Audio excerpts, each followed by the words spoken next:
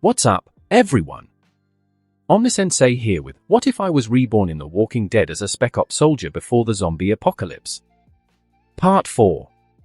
If you enjoy this content, please smash the like button. If you haven't already, please subscribe to the channel. Don't forget to check out the original story linked in the description. I hope you enjoy listening to it.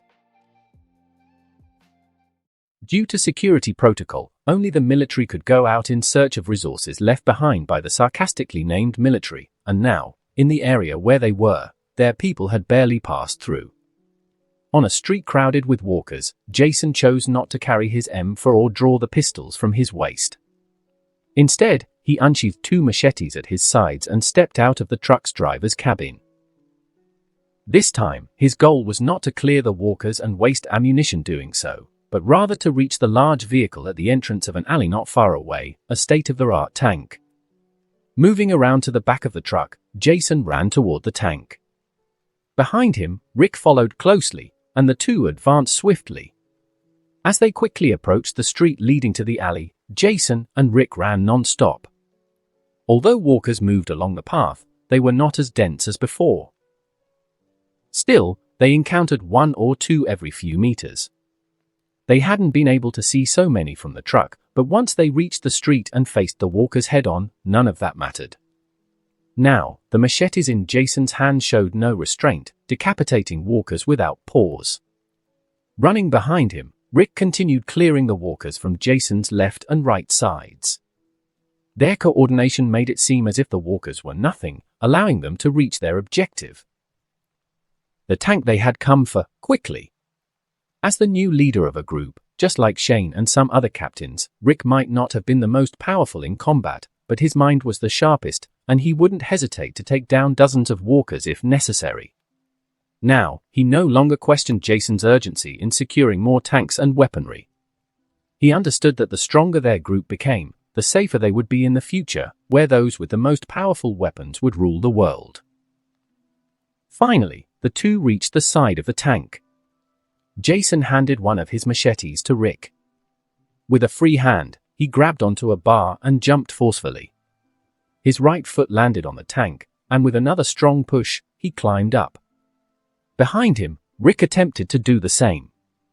He lifted his right foot, trying to imitate Jason's movements, stepping onto the edge of the tank to propel himself up. Damn it! The action was correct, but the result was not as expected. As he attempted the jump, Rick realized he had overestimated his strength and ability. Even though his right leg exerted all its force, the push forward wasn't enough to lift him onto the tank. Feeling the bitter consequence of his actions, Rick's body dangled slightly backward. Just as he was about to fall, he quickly turned his head to look behind him. 2 walkers weren't far from his position. They were still about 2 meters away, but if he fell now, Rick knew he would be eaten by them. Watching the walkers get closer, Rick began sweating coldly. These damn monsters. Suddenly, he felt someone grab his arm, the one clinging to a pipe on the tank. Soon after, that someone pulled him up forcefully. Rick immediately realized who had saved him and quickly grabbed another pipe beside him to stabilize himself. Be more careful, Rick!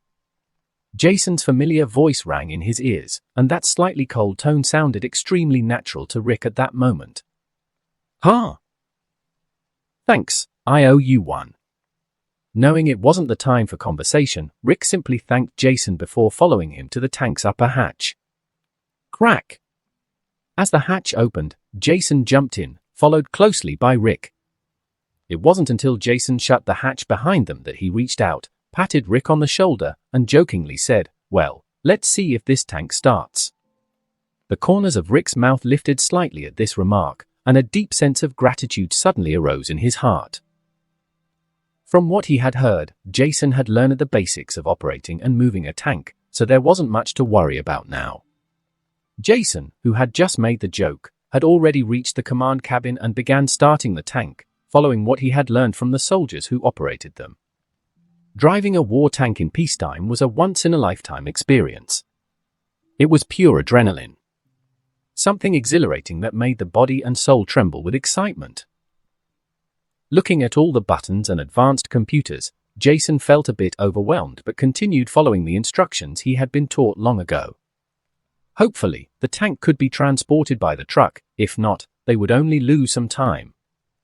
Once Jason had familiarized himself with the interior, he began pressing buttons and activating the engine in a swift process. Just as Rick thought Jason wouldn't be able to start the tank's engine, the tank roared to life. Jason grabbed the radio from his vest and shouted loudly, "ZZ. George, get ready to drive." "Understood, boss."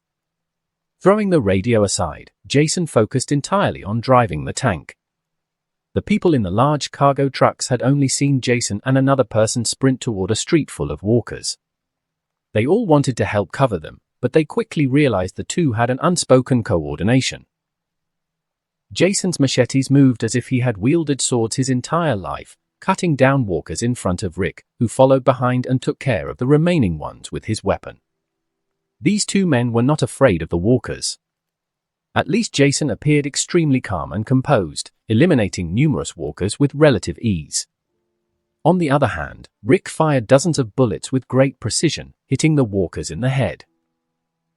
When the two ran toward the vicinity of the tank, the people in the truck finally breathed a sigh of relief. However, it seemed that Rick had made a mistake that almost cost him his life. Everyone's hearts pounded like a drum once again, but after Jason helped him in time, both managed to get inside the tank, and everyone felt relieved to see this outcome. Everyone thought it was over, but they never expected what would surprise them next. The seemingly inoperable tank in the alley suddenly roared to life and surged forward at full speed. Every walker in its path was crushed, reduced to nothing more than a mass of flesh on the ground. The tank continued straight for nearly 50 more meters, and suddenly, the walkers surrounding the large trucks began to move in the opposite direction. They were all drawn to the sound coming from the tank's monitor. The tank sped toward the large cargo truck. Everyone watched as the distance between them closed, but just as they were anxious to see if the tank was being handled correctly, it stopped and began crushing the walkers on either side. Every walker in front of the tank was like a mere sandbag, none were spared from being crushed by the tank's immense power. Then, under everyone's shocked gazes, Jason maneuvered the tank forward, leaving a trail of destruction behind. The tank's tracks, covered in blood and flesh, slowly moved toward the cargo truck.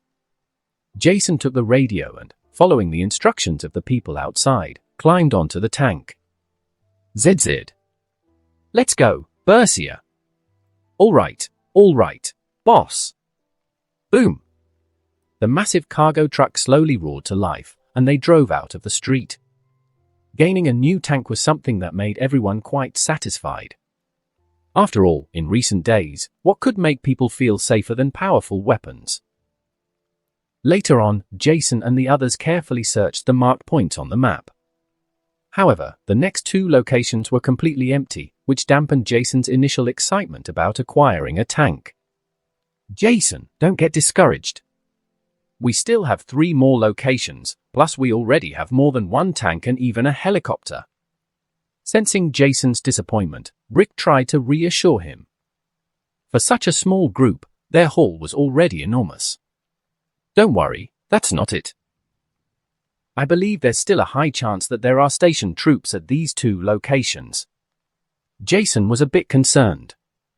After all, everyone was determined to grow stronger from this point on. Even though they had more than 10 tanks, fueling them was a major issue. It was estimated that more than half of them would have to be stored away until they could secure enough fuel to use them freely. The next locations on the map weren't too far away. Jason hadn't marked the entire city as search targets. Instead, he selected a few locations closer to the CDC facilities. The group soon approached the next site, and George, who was in the driver's seat, suddenly pointed to an intersection ahead and shouted loudly, "Captain! Look ahead!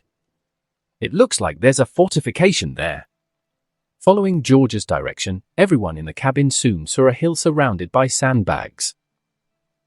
The area in front of the hill wasn't large, but it occupied the center of a 3-way intersection.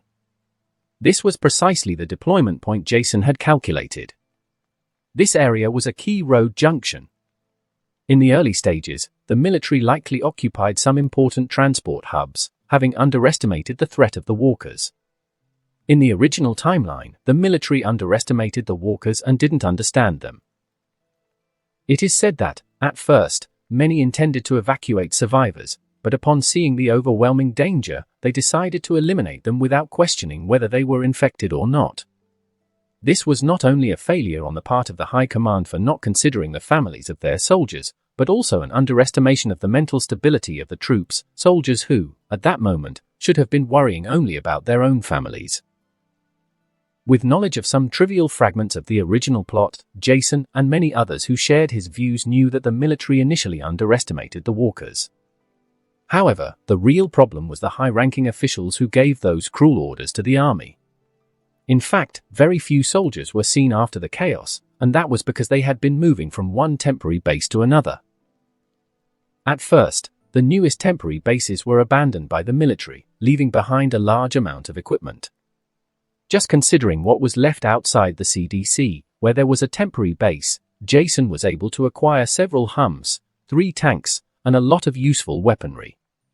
Many people criticized and were certain that the military had been too weak. No one could understand how the entire system collapsed because of these simple walkers. But there was a very detailed explanation. Most soldiers lacked crucial information on how to deal with the infected. Operation Kobold caused discontent within the military, leading to deserters who, as is known, later formed the CRM. But before that happened, when everything first broke out, the military created many shelters and established useful containment measures. All it took was for one infected person to escape the military's notice for an entire base to be overrun by walkers. Everyone assumed they were just crazy people or victims of a virus that might be reversible, but everything spiraled out of control to a degree that, even with all their military weaponry, the soldiers had no choice but to flee. As Jason pondered all this, several people got out of the large trucks and stood at the edge of the camp. The scene before him only reinforced his judgment. This refuge had a large number of heavy weapons scattered on the ground, surrounded by tents that hadn't been removed in a long time. As he approached, Jason barely noticed the dark blood at the camp's entrance, but upon entering, he discovered the ground was covered with corpses. The rotting flesh and blood gave off a putrid stench. This proved that even at that time, the troops still doubted what was happening, mistaking the walkers for violent individuals. By the time the soldiers realized something was wrong and began to shoot, the walkers were already too close. After confirming the situation, Jason grabbed his M4, and along with the others, first entered the camp to clear out the nearby walkers. Once all the walkers were eliminated, everyone moved toward a tent in an open area behind the camp. As Jason had suspected, there was a lot of military equipment stored there. Jason looked at the crates and found a large quantity of supplies, ranging from ammunition to various types of weapons. Ignoring this for a moment, he searched the surroundings to ensure there was nothing else he needed to be wary of. "Oh. Are you seeing what I'm seeing?" John Sader, one of the first ex-military members to join Jason, ran toward a pile of ammunition crates and lifted the lid. His eyes and body couldn't help but marvel at the perfectly stacked rounds. "John, stop wasting time. We need to hurry and bring the truck as close as possible to this spot." Jason stepped out of the tent and raised his hand toward the truck. George, sitting in the driver's seat, slowly approached, and without waiting for Jason's orders, everyone began moving, loading the ammunition crates onto the truck. Since yesterday, Jason had been aware of everything the SCT community had in its warehouses, which could only be described as an excessive stockpile of weapons and resources. Yet, to Jason, it still wasn't enough. They couldn't be sure when they would have another opportunity to acquire more supplies, so it was necessary to take everything they could while there was still time. Place the crates on both sides and leave space in the middle for the weapons. We need to make sure they're properly secured with ropes. We can't afford to lose any of this, Jason ordered the group while hurrying to move the supplies himself.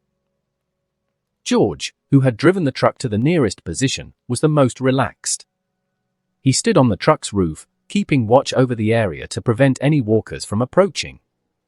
After at least half an hour of moving supplies, several people were exhausted and sweating profusely.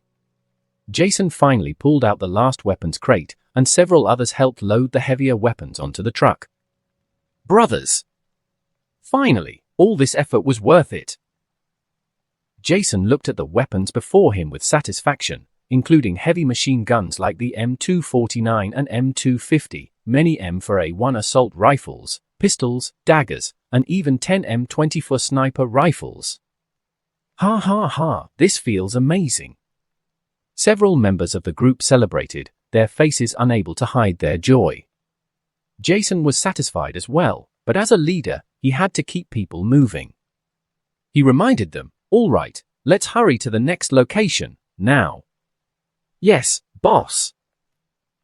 Everyone got back into their vehicles and drove to the next site. After Jason and the others finished loading the weapons, the last convoy from the CDC finally arrived at the prison. In West Georgia. Daryl saw the modified RV from a distance and opened the prison's main gate. The large convoy was followed by several massive trucks and the last military tanks from the CDC. Sam and the rest of the more experienced guards saw the prison in the distance and nodded in approval. This place was definitely 100 times more defensible than the open CDC facility, which only had buildings. Carol and Jackie stepped forward to help the last arriving survivors. After that, they needed to assign rooms and set up special accommodations for the elderly, but thanks to the large number of people, everything was proceeding in an orderly manner. According to the classification that had been established, the outermost unit was designated for single men, followed by a unit for families, another for couples, another for single women, and the innermost unit was reserved for the elderly and their caretakers. Walking through the units one by one, Jackie directed groups of people to register for a unit and begin moving in wherever suited them best. This arrangement was overseen by everyone and was ultimately a decision made by Jason after careful consideration. This way, in the future, people could easily distinguish the basic status of each individual based on their unit. On the other hand, it was also convenient for new survivors to live in the deepest part of the prison. Young men and couples were housed closer to the exit, which was highly practical for a quick response in emergencies where combatants were needed. These people are mostly young and strong, and then there are the women and the elderly. To ensure the privacy of the ladies and the elderly, an effort was made to create a peaceful environment. As for living in the innermost part of the prison, there is no need to worry about going outside. There are several exits from the prison. Even if the fence behind the prison is repaired after some time, the elderly can quickly reach the backyard through the corridor to carry out their activities. The researchers did not follow the crowd to the living area but instead followed Carol to a separate house nearby. Carol opened the door, and everyone entered the room. Jason designated this place to become a laboratory later on. It still needs many renovations, but it will be fully equipped in the future. Carol briefly explained the place to the lead scientists, Edwin and Candace, according to Jason's instructions. The remaining researchers examined the place attentively. "Well, it's not bad here. It's separate from the main area, but a lot of renovations will be needed according to our requirements," Candace said, standing in the middle of the room and looking around. Overall, everyone was quite satisfied. Carol didn't understand much about these things, but she knew that the team led by these two had developed a preliminary vaccine and had solved the problem that worried everyone. Because of this, she was very kind to them. Moreover, these 6 researchers were the only ones in their group capable of at least finding some kind of vaccine to save the world from this hell. "How are you feeling, Carol? I heard about your husband. What happened to his group was a tragedy." Candace turned to Carol and asked with concern. From what she had heard, Carol's husband had been infected by a walker during a mandatory expedition outside the CDC. Not many details were given, only that he had died and was brought back so Carol and her daughter could say goodbye to their loved one. The group he was in had been led by Sam and had suffered several unexplained casualties. "I'm fine. My daughter and I need to learn to endure suffering so we can move forward," Carol said with a faint smile. Jason also mentioned he would be busy these days, so you should first be assigned your respective rooms. The Jenners returned her smile politely and nodded before the 7 of them walked toward the prison. Crack! At the prison gate, Daryl stared at the numerous tanks and large trucks parked not far from the entrance, his expression stunned. If he didn't know the drivers, he would have called for people to prepare to defend the prison from an enemy attack. At that moment, a head popped out from the cab of a truck parked in front of the gate. It was Shane. He looked at Daryl with a playful smile on his face and asked, surprised. "Ha ha ha." Daryl sneered, completely ignoring Shane, and simply opened the prison gate. Seeing Daryl's reaction, Shane showed an indifferent expression and drove the truck toward the back of the prison, followed by the vehicles behind him. Then, Daryl noticed that about a dozen strangers got out of the back of a dump truck. Immediately, he raised the crossbow in his hand and shouted, "Who are you?" Seeing the commotion, some nearby guards also pointed their weapons at the strangers. "Wait! Wait! I saved them!" Shane jumped down from the truck and, noticing Daryl's reaction, quickly stopped him in a loud voice. Shane approached Daryl and explained in a low voice, all these people were at a university on the way here. A dozen of them had been sheltering in the university cafeteria before. Having been in hiding all this time, the food in the cafeteria had run out. Because of this, someone suggested going outside to try their luck. Unexpectedly, while they were fleeing, they heard the sound of our convoy and chased after us. However, out of 25 people, only 16 remain in their group. If Daryl had learned anything from life, it was never to trust strangers. "Have you checked them?" Even after hearing the explanation, Daryl kept watching the dozen men and women warily. Basically, they all have their student ID cards. Those who don't have them on hand are vouched for by others in the same group. I saw 2 of those young people being dragged away by walkers when we arrived to help them. At the very least, we can be certain of that. Shane's voice lowered a bit as he said this, and the college students, along with several girls, seemed to hear him, causing them to start sobbing. "I'm sorry." Daryl nodded slightly at the dozen students, but then heard some remarks that made him turn his gaze. "Stop crying like idiots. Because of people like you, our escape went wrong." A girl with round glasses looked at the women who were crying as if this were a dramatic scene from a bad movie. "Nora, can you keep those comments to yourself for later? It really seems like you feel nothing for the deaths of others," said an angry girl upon hearing Nora's voice. "Screw you, Carla, you were dead weight when we fled the university," Nora said coldly. Shane approached the students and said, "All right, listen up, everyone. I know you're all very shaken by what you've seen and lived through so far. I'm also truly sorry for the friends you've lost, but you need to understand that this place is not just a community of survivors, it's also a military outpost, and I'm just one of the group leaders here. I'm currently busy with a lot of things in this place, so I can't give you a clear answer about this place right now. Also, I ask that you stop fighting over personal grievances. What are you really saying? Are you going to kick us out of here?" A muscular guy stepped forward among the students. "What's your name, kid?" Shane stepped forward and stood in front of the young man. The young man felt an uncomfortable sensation from the man in front of him, which scared him a little, but then he looked at the dozen people behind him and stubbornly replied without showing weakness, "My name is Bruno Lastra. You can call me Bruno." Shane didn't speak. He just stared into Bruno's eyes, and Bruno stared back.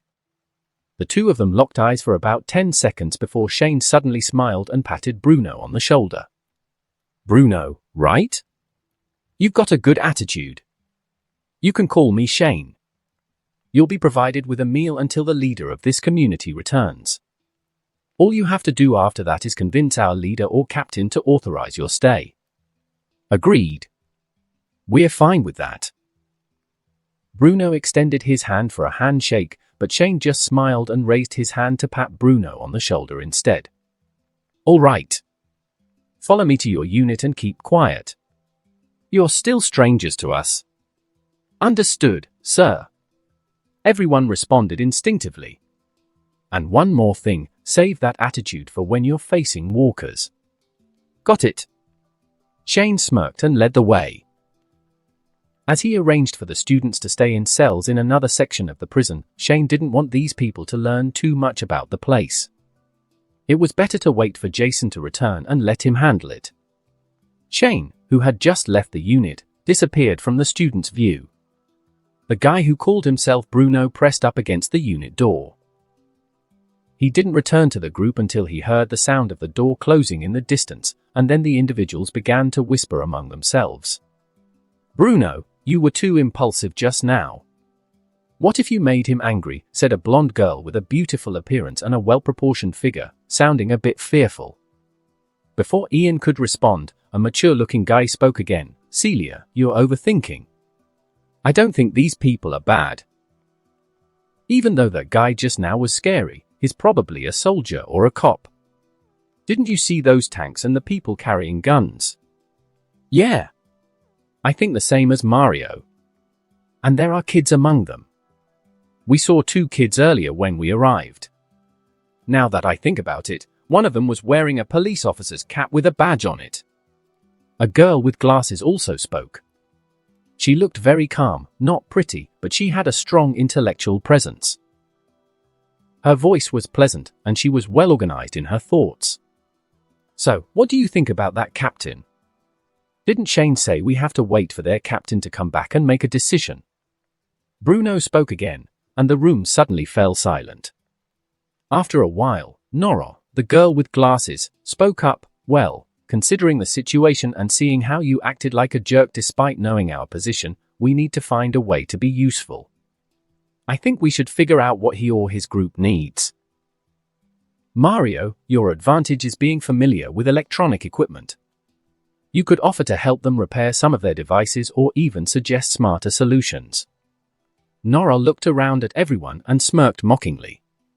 Her voice sounded indifferent as she said, "Well, that's one idea. As for me, I don't feel like revealing what I can do for now. If you're smart, you should follow that plan. I'm going to my cell." The girl named Nora then walked straight to the innermost cell to rest. The rest of the students looked at each other without saying a word and silently found a cell to rest in. Outside the cells, in the shadows, Daryl stood silently. After waiting a while and seeing that the others had stopped talking, he quietly walked toward the door. At that moment, Shane was already standing there with a bag of food, waiting for him. After opening the door to receive the food, Daryl no longer concealed the sound of his footsteps as he headed toward the various unit doors to distribute the meals. After this, he still had many other things to do. He had to inform everyone about the new arrivals and make sure they understood the changes happening in the prison. Shane, who had just handed the food to Daryl, turned around and saw Laurie walking toward him. He quickly asked, "What's wrong, Laurie?" Laurie asked anxiously, "Did you just return with everyone else? Where's Rick? Has he come back?" Shane shook his head. "Rick and Jason took some people to gather supplies." Laurie looked disappointed when she heard Shane's words. She had been eagerly waiting for this day, thinking today would be the day she reunited with her husband when she arrived at the prison. She wanted so badly to tell Rick the news about her pregnancy, but once again, they were separated. "What's wrong, Laurie?" Noticing Laurie's frustration, Shane was a bit puzzled. He couldn't imagine what had happened to make her react this way. "It's nothing. I just want to see Rick." Laurie forced a smile and didn't tell Shane the truth. She still wanted to share the news with her husband first. "You don't need to worry. Rick is a tough guy. Plus, Jason is a very determined and terrifying person. With him by Rick's side, even if something happens, they'll get out safely." Shane reassured her with a smile. He felt relieved. After all, Rick was fine, and it was only a matter of time before he was back with his family. Laurie just nodded, and at that moment, Carl came running toward them in the distance, wearing a large hat, followed closely by a little girl, Sophia. "Mom! Uncle Shane! This place is awesome! There's a tower with big guns! And we're living in a cell, it's so cool!" Carl ran up excitedly. Everything about the prison was new and exciting to him, and even living in a cell thrilled him for now. "As long as you like it, this will be our home from now on." Laurie smiled and patted her son's head. Even though the conditions here weren't as good as at the CDC, she was very satisfied. At least she knew this place was secure enough to have her next baby safely. Beep! Beep! Suddenly, the people in the courtyard and plaza heard a loud sound, like an air raid siren, coming from downtown Atlanta. Shane grabbed his radio and asked, "What the hell is that sound? What the hell is that sound?" Everyone in the prison was startled upon hearing the siren coming from Atlanta. Many grabbed their weapons and rushed to the prison's open yard to find out what was happening. Moving quickly, they all gathered in the large open space, fear evident on their faces as questions arose in the chaotic scene. At that moment, Dr. Jenner suddenly emerged from his room and spoke loudly through a megaphone in his hand. "Don't be afraid, everyone. Come here." Hearing his words, the crowd gathered, and Glenn asked from among them, "Doctor, do you know what's going on?" "Yes, everyone, listen to my explanation. This is a plan we couldn't explain before due to the limited time we had. Now, we have all the time in the world to help you understand what's happening."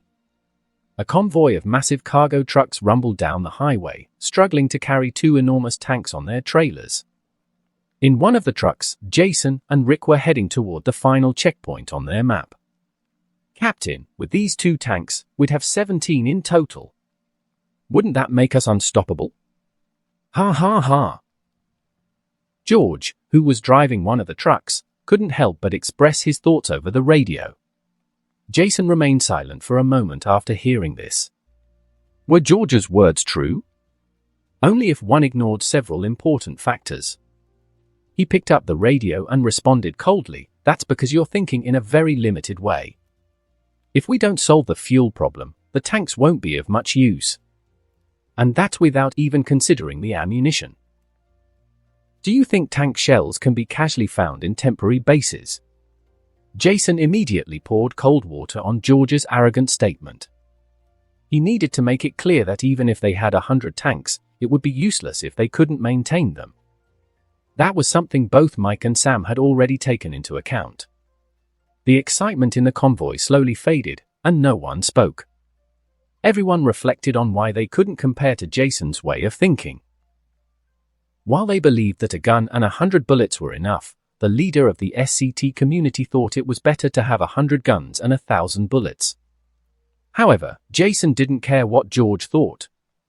He knew he had only been joking, so he turned to Billy, who was in the group, and said, "Billy, when we reach our destination, I want you to climb onto the truck roof and keep watch on the surroundings." "Got it, Captain." Billy agreed happily. The longer the team had been with Jason, the more they admired him. From the beginning, they had embarked on this mission knowing that as long as Jason was with them, they could feel safe, everyone would make it out alive. The newcomers naturally followed Jason's orders and even hoped to receive individual tasks to prove their worth to him.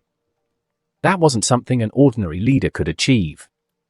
Finally, the convoy arrived at a military fortification. Compared to their last stop, this place was on a much larger scale. It was a massive temporary base, similar to the exterior facilities of the CDC on the outskirts of the city, offering a clear view of the surroundings. But to everyone's disappointment, there were many walkers in the square.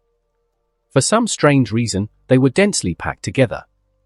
Jason suspected this location had once been a major refuge for survivors. Initially, there must have been many troops stationed here, but for unknown reasons, a large number of walkers had emerged from within. As a result, the concentration of walkers inside had attracted more from the outside, gradually forming this massive horde. Unlike the others, Jason didn't show any regret. These problems were insignificant in his eyes. For now, he ordered George to park in a secluded spot, then instructed everyone to eat and rest to regain their strength before retrieving the supplies. "Boss, are we retreating, or are you planning to clear out all these walkers? There are so many of them. Not to mention how we're supposed to take all the supplies. What are we even doing here if the walkers don't move?" A young man named Aurelio looked at Jason nervously. Jason, who was lying on top of the truck, seemed relaxed and was resting. Hearing the young man's doubts, Jason didn't explain. He simply smiled mysteriously, pointed at Aurelio, and said one word, "Wait." I don't abandon resources. Just as everyone was trying to guess what was about to happen, a sound echoed in the distance. Beep! Beep! A loud siren blared from the buildings far away. The sound seemed to pierce the sky, and at that moment, Jason spoke slowly. "The reason we haven't moved is because of the supplies. If we can't collect them, what was the point of bringing you all here?" After speaking, he pointed toward the source of the sound in the distance and explained, "That's the Atlanta Center for Disease Control and Prevention." "Are you saying the siren is coming from the CDC?" Rick still didn't understand. Jason stood up, looked at Rick, and carefully explained what was happening. "You all should already know that there's a bomb inside the CDC. In fact, this was discussed in detail with the scientists there long before the evacuation began. The original plan was that after transferring all the CDC's resources, a powerful siren would be installed on the roof. The alarm would run continuously until the entire CDC was destroyed. That way, a large number of walkers could be eliminated at once, right? Rick immediately grasped the reasoning. It's not a difficult concept to understand. So, don't worry about the walkers in the city or this area. We just need to wait for them to start moving toward the sound source." After saying that, Jason continued resting in silence. He wanted to take advantage of this time, at least to get some rest. He wasn't concerned about what was happening around them. Everything was going according to plan. This also ensured that Hushel's farm would remain safe for a few more days, at least until the CDC bomb detonated and destroyed the siren. Time passed, and soon, the sound of people eating could be heard inside the trucks. After a few minutes, complete silence fell. Only Aurelio remained by the window, keeping watch. After all, someone still needed to stand guard. With the loud noise coming from the direction of the CDC, the walkers at the base actually started moving slowly in that direction. At this speed, the walkers should no longer be visible after a few hours. Aurelio looked at the long stream of walkers, and then at the time, it was already around 6 in the evening. By the time the walkers were gone from the base, it would likely be nighttime. So he wasn't in a hurry, but his eyes kept scanning his surroundings through the window with vigilance. Finally! At 8 o'clock at night, Jason opened his eyes, looked back, and saw that Aurelio was still on watch. He then said, "Aurelio, get some rest. I'll take over from here." "Captain, I'm not tired." Aurelio didn't want Jason to stand guard through the night, but seeing Jason's firm attitude, he simply woke up his friend beside him and said, "Let Milo keep watch until midnight. I'll take the second half, so everyone can get a little more sleep."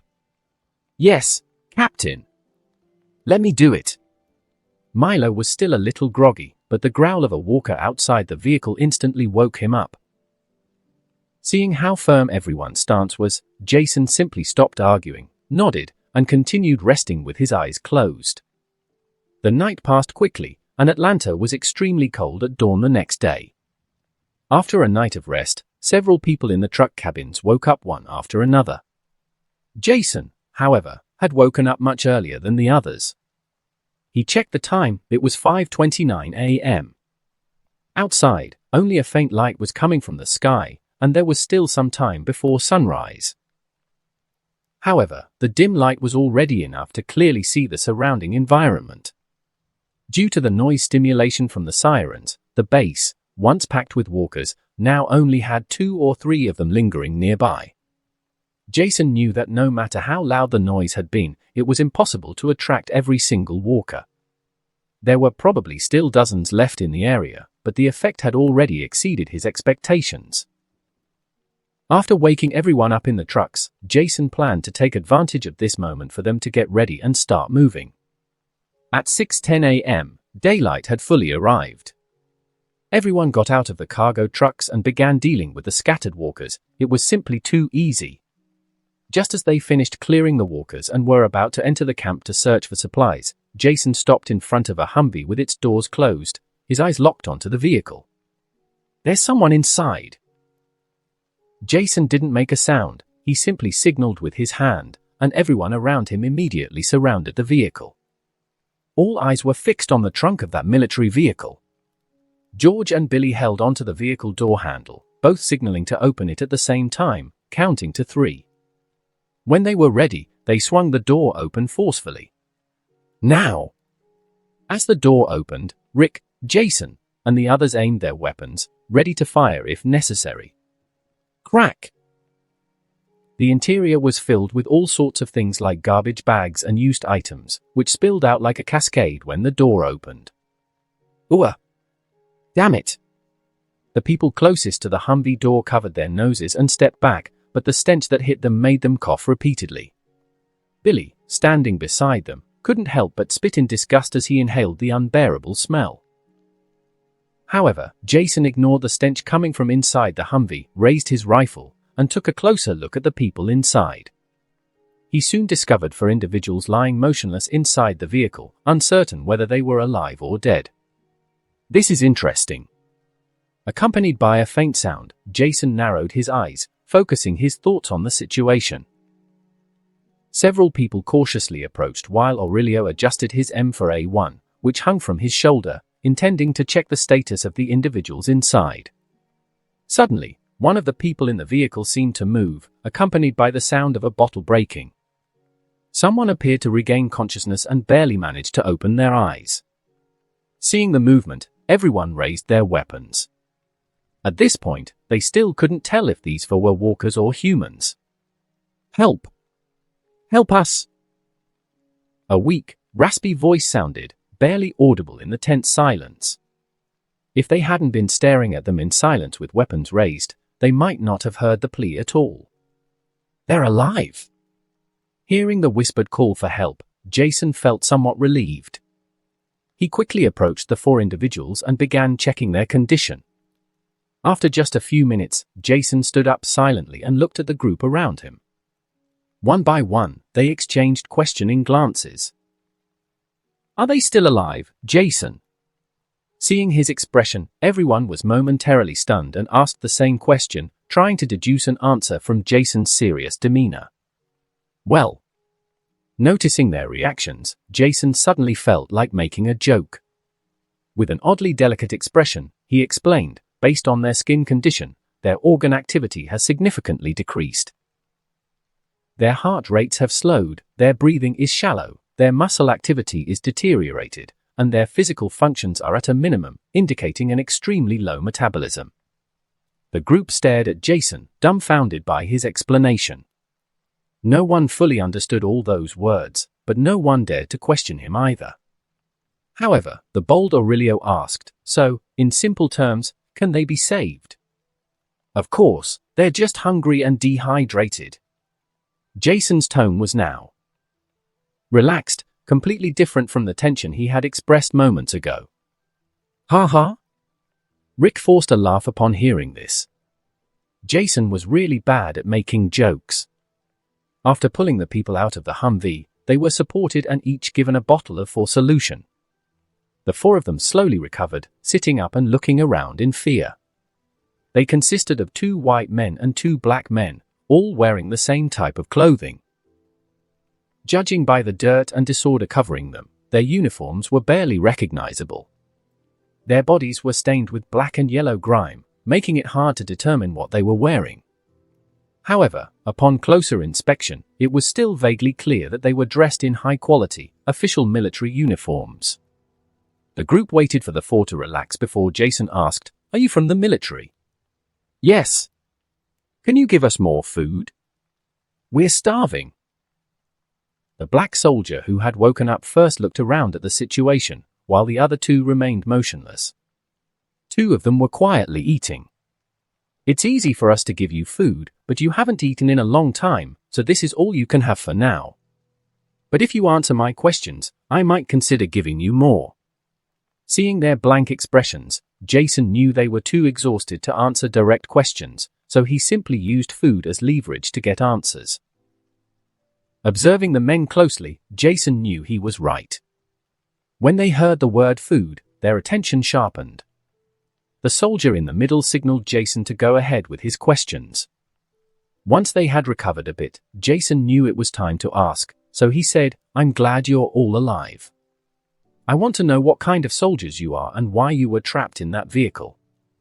As soon as Jason finished his question, the four displayed pained expressions, as if they had recalled something terrible.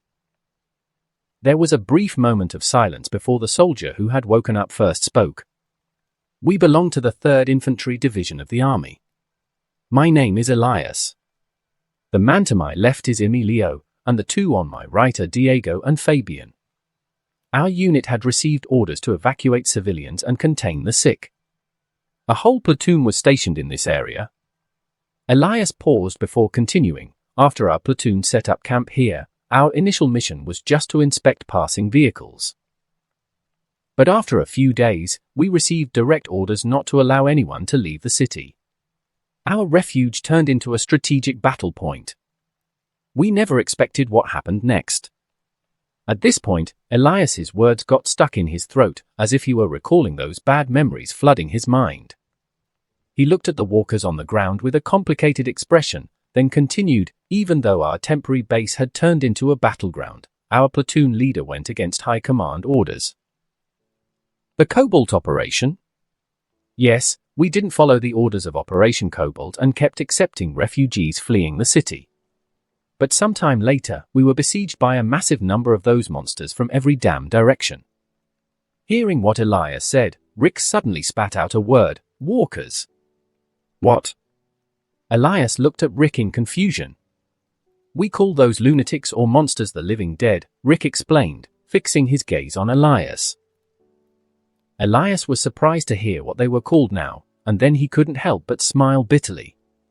Emilio, who was by his side and seemed to have recovered at that moment, continued explaining, "Lunatics, walkers, or the living dead, what's the difference? We were only able to defend this place for an hour. Do you know what's the most ridiculous part? That we lost because those damn civilians entered the camp knowing they were infected. We should have killed them as ordered." The soldiers regretted not executing those civilians, who were the reason they all died. Those words left a deep sense of emptiness in Jason's group. The very civilians had doomed this camp, one of the few that hadn't followed Operation Cobalt. Those sons of bitches were infected. By the time we realized it, we were under attack from all sides.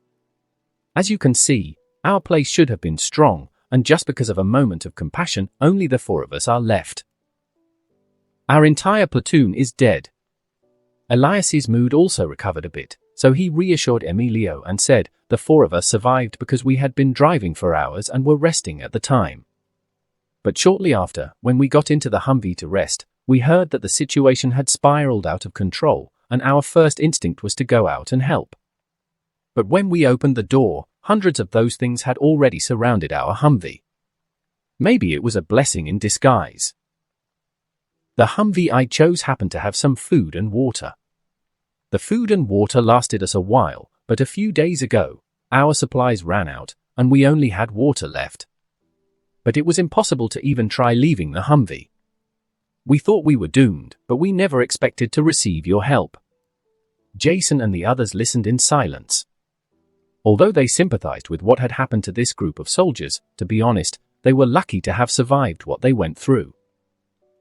After thinking for a moment, Jason asked them, "What are your plans for the future? Things have turned into hell now. I run a base protected by military personnel with many refugees. Do you have anyone special you're looking for?" Elias looked at Emilio beside him, then said, "I'm an orphan. Emilio and the others had families, but we don't know their status." Hearing that, Jason looked at all of them and said, "How about coming with us to our base? With some luck, you might find a familiar face, maybe even a family member. Our refuge has over 500 people, it's safe, and we have good weaponry. We need your help to keep protecting that place from the walkers." They all looked at each other for a moment, then stood up and extended their hands toward Jason with a slight smile. "That's more than we expected. What's your name?" "You can call me Jason. I'm the leader of the refuge and a former soldier. Many call me Captain." After recruiting these soldiers into his group, Jason felt great joy at being able to expand his military forces. Although he didn't yet know the full capabilities of these soldiers, he deeply admired them for still being alive despite being in a situation where even he couldn't imagine finding a way out. In fact, he couldn't picture anyone escaping from such a predicament. Many in their position would have preferred to give up rather than continue suffering. Seeing that everyone was too weak and needed time to recover, Jason sent them to the tank at the back of the truck after they had changed clothes and taken a cold shower. The resources found in this base were enough to fill their trucks to the brim. Because of this, they decided to take 2 more military trucks from the camp to ensure that nothing was left behind. Now, with the convoy growing larger, many things could go wrong. The soldiers weren't an issue. They were too grateful and weak to even consider attempting anything. What truly worried Jason was the journey back to the base. Even as Jason and the others began expanding the search radius for supplies, he was already thinking of different ways to ensure the group advanced safely to their next supply points.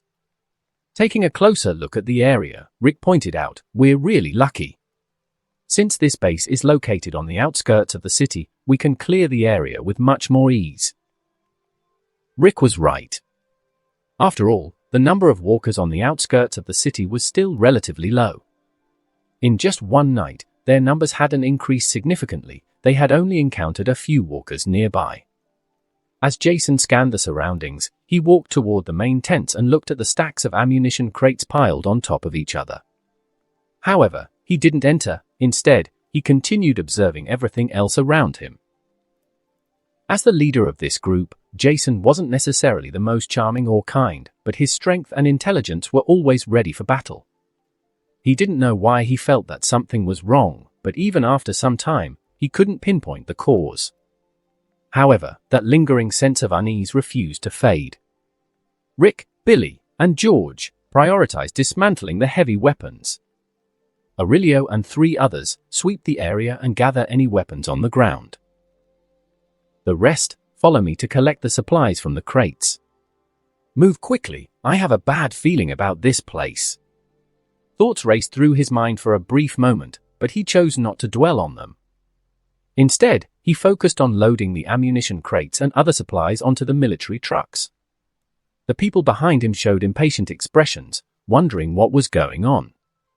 But no matter what, everyone trusted Jason's judgment. They had never seen him act so urgently before. Seeing how his behavior had changed, his tone tense and his focus unusually sharp, they too were affected by his mood. Without saying another word, they concentrated on moving the supplies. Although their thoughts were filled with curiosity, no one asked any questions. They simply continued loading everything because they also knew it wasn't wise to stay in this place for too long. The supplies at this base were abundant, except for water. Everyone loaded the goods onto the trucks with smiles on their faces, but Jason couldn't shake the uneasy feeling gnawing at him. The tension in his chest grew stronger and stronger. Seeing that more than half of the critical supplies had been loaded onto the trucks, Jason decided not to wait any longer. "We need to move. Get in the trucks and let's get out of here." Relying on Jason's instinct and judgment, everyone stopped what they were doing and quickly climbed into the trucks, started the engines, and left the base. However, before everyone was fully seated inside the truck cabs, the convoy had already begun moving forward. Amidst the commotion and the roaring of engines, the group left the large plaza.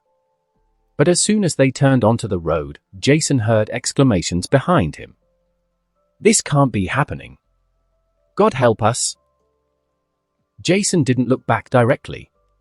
Instead, he shifted his gaze to the rearview mirror and saw a massive horde of walkers on the other side of the road. At that very moment, they were moving in the same direction as the convoy, about to close in on them. Rick, sitting at the back of the truck cabin, observed the situation behind them and couldn't help but say, "That's a huge horde of walkers." "How did you know?" A moment later, Jason's voice rang out, "Well, I was once a hunter and a soldier. I learned to sense fear and danger, to react long before I needed to move. This instinct helps me get out of situations like this." Everyone smiled upon hearing this, their backs drenched in cold sweat. At the same time, their respect for Jason's decisions reached a new level. George and Aurelio grinned. Jason truly possessed remarkable skills. Not just anyone can be a captain in the Special Forces. After traveling a few kilometers, the massive horde of walkers behind them finally disappeared from view. Jason ordered the convoy to slow down and said, "George, you can take the wheel from here. We're going to split up. I need to check a few more locations nearby." "Captain, we'll go with you. Just lead the way, and we'll follow," Aurelio insisted, wanting to stay by Jason's side. "Yes, Captain, we're all in this together. We've decided to follow you so we don't weaken our forces," Billy added, opposing the idea of Jason going alone. The supplies they were transporting this time truly required a large workforce for protection. Jason hesitated for a moment before agreeing. "All right, we'll go together. We shouldn't have any trouble carrying what we've gathered, but I still think we should find a fifth truck." Looking at the two long trucks packed with all sorts of supplies, Jason suddenly realized the issue. However, he figured he could organize everything efficiently without needing an additional truck. With that in mind, he no longer hesitated. If he wanted to visit the remaining supply points he had marked before the apocalypse began, it would take much longer if he went alone. "Let's go. Let's pack everything before nightfall and head straight back to the prison tomorrow." Some time later, four massive truck bodies were parked in front of the front yard of a residential house. One of the trucks was positioned at the front of the road, blocking the way, while the other was closer to the house's entrance. Holding a massive elongated sledgehammer, Jason led several people into the house. Instead of heading upstairs, he walked straight toward a wall. This wall looked just like the surrounding ones. Just as everyone thought there was a hidden door, Jason swung the sledgehammer in his hand and smashed it directly against the wall. Boom! Boom! Boom! Within minutes, an entrance leading to the basement appeared before them. "Jason, did you seal this off?" Rick asked, clearly confused. Seeing Jason nod in confirmation, Rick continued questioning, his tone slightly shifting. "Did you know about the virus outbreak a long time ago?" Jason understood what Rick was implying and saw no harm in admitting that he had known about the end of the world for a while. After all, he had prepared for this a long time ago. But not many would understand, so Jason explained what he had discovered back then. A while ago, there was an information leak from a facility in France. It stated that a virus they were researching had gotten out of control. I'm a very cautious man, so I took precautions in case something like what happened months ago occurred. But things exceeded my expectations. His words were irrefutable, even Tyler knew it. Most people were aware of society's flaws long before the virus outbreak. If he had announced a virus capable of ending the world, everyone would have thought it was a joke. An information leak? Rick asked tentatively. Yes, some believed it, others didn't. Later, I met the Yonas and joined the CDC. I had no choice but to keep that truth to myself, hoping a cure would be found before everything collapsed. Jason then led everyone down to the basement, continuing as he walked. It was good for me that I at least believed those circulating reports on the internet. But I can't say the same for others, Jason said before switching on the basement lights. The scene that unfolded before everyone's eyes left them stunned, various supplies stacked like a hill, neatly organized into different categories. You call this being prepared? The few people present were speechless. The supplies in this room alone could sustain the people in the prison for a month, and judging by Jason's intentions, there were multiple supply caches of this scale. All right, everyone, let's start loading. Jason's group had been busy from morning until afternoon, moving to 5 more locations near the first place they had reached. Night had fallen by the time they arrived at the last location. At that moment, besides for more trucks, there was also a double-decker bus. The soldiers were moved from the tank to the bus so they could be more comfortable and provide support in case extra hands were needed. At first, these 4 people didn't believe there was a safe place outside of the situation they were in, but after seeing and hearing what these people said, they also formed a strong impression of this group, especially its leader. As a sniper, Elias' observational skills were his strongest asset, one that very few could question. First of all, the captain of this group, the tough-looking man named Jason, generally preferred using 2 large machetes to eliminate walkers. Everyone thought Jason was extremely capable in close combat, just by watching how he moved while killing the undead.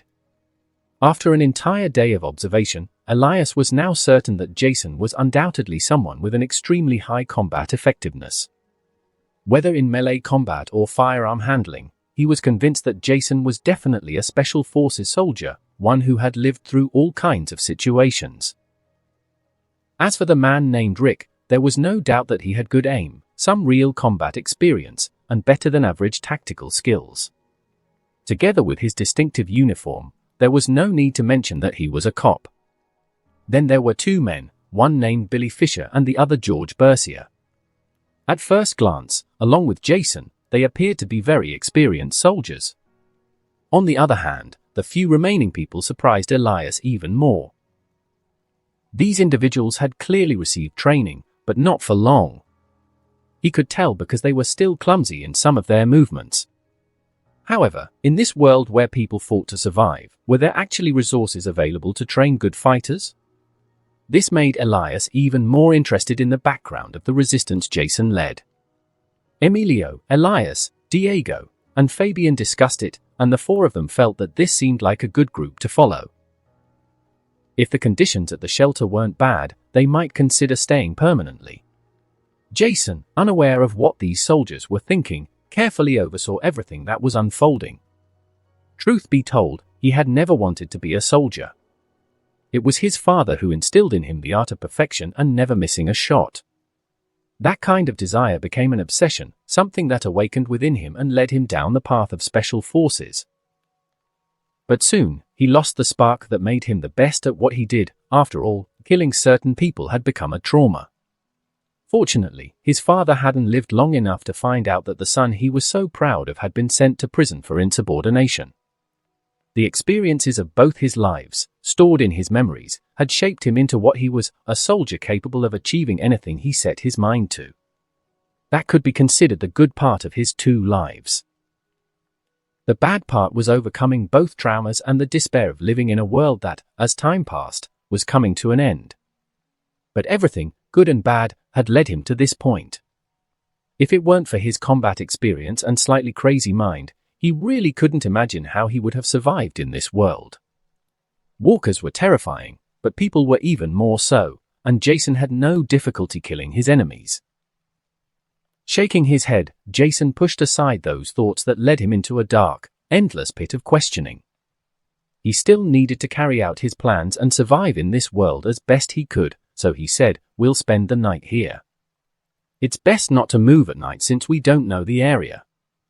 After saying that, Jason opened the entrance to the basement but didn't go in right away. Night was the most dangerous time when walker activity didn't decrease.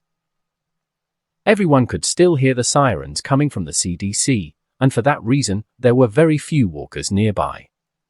However, Jason didn't want anyone to move.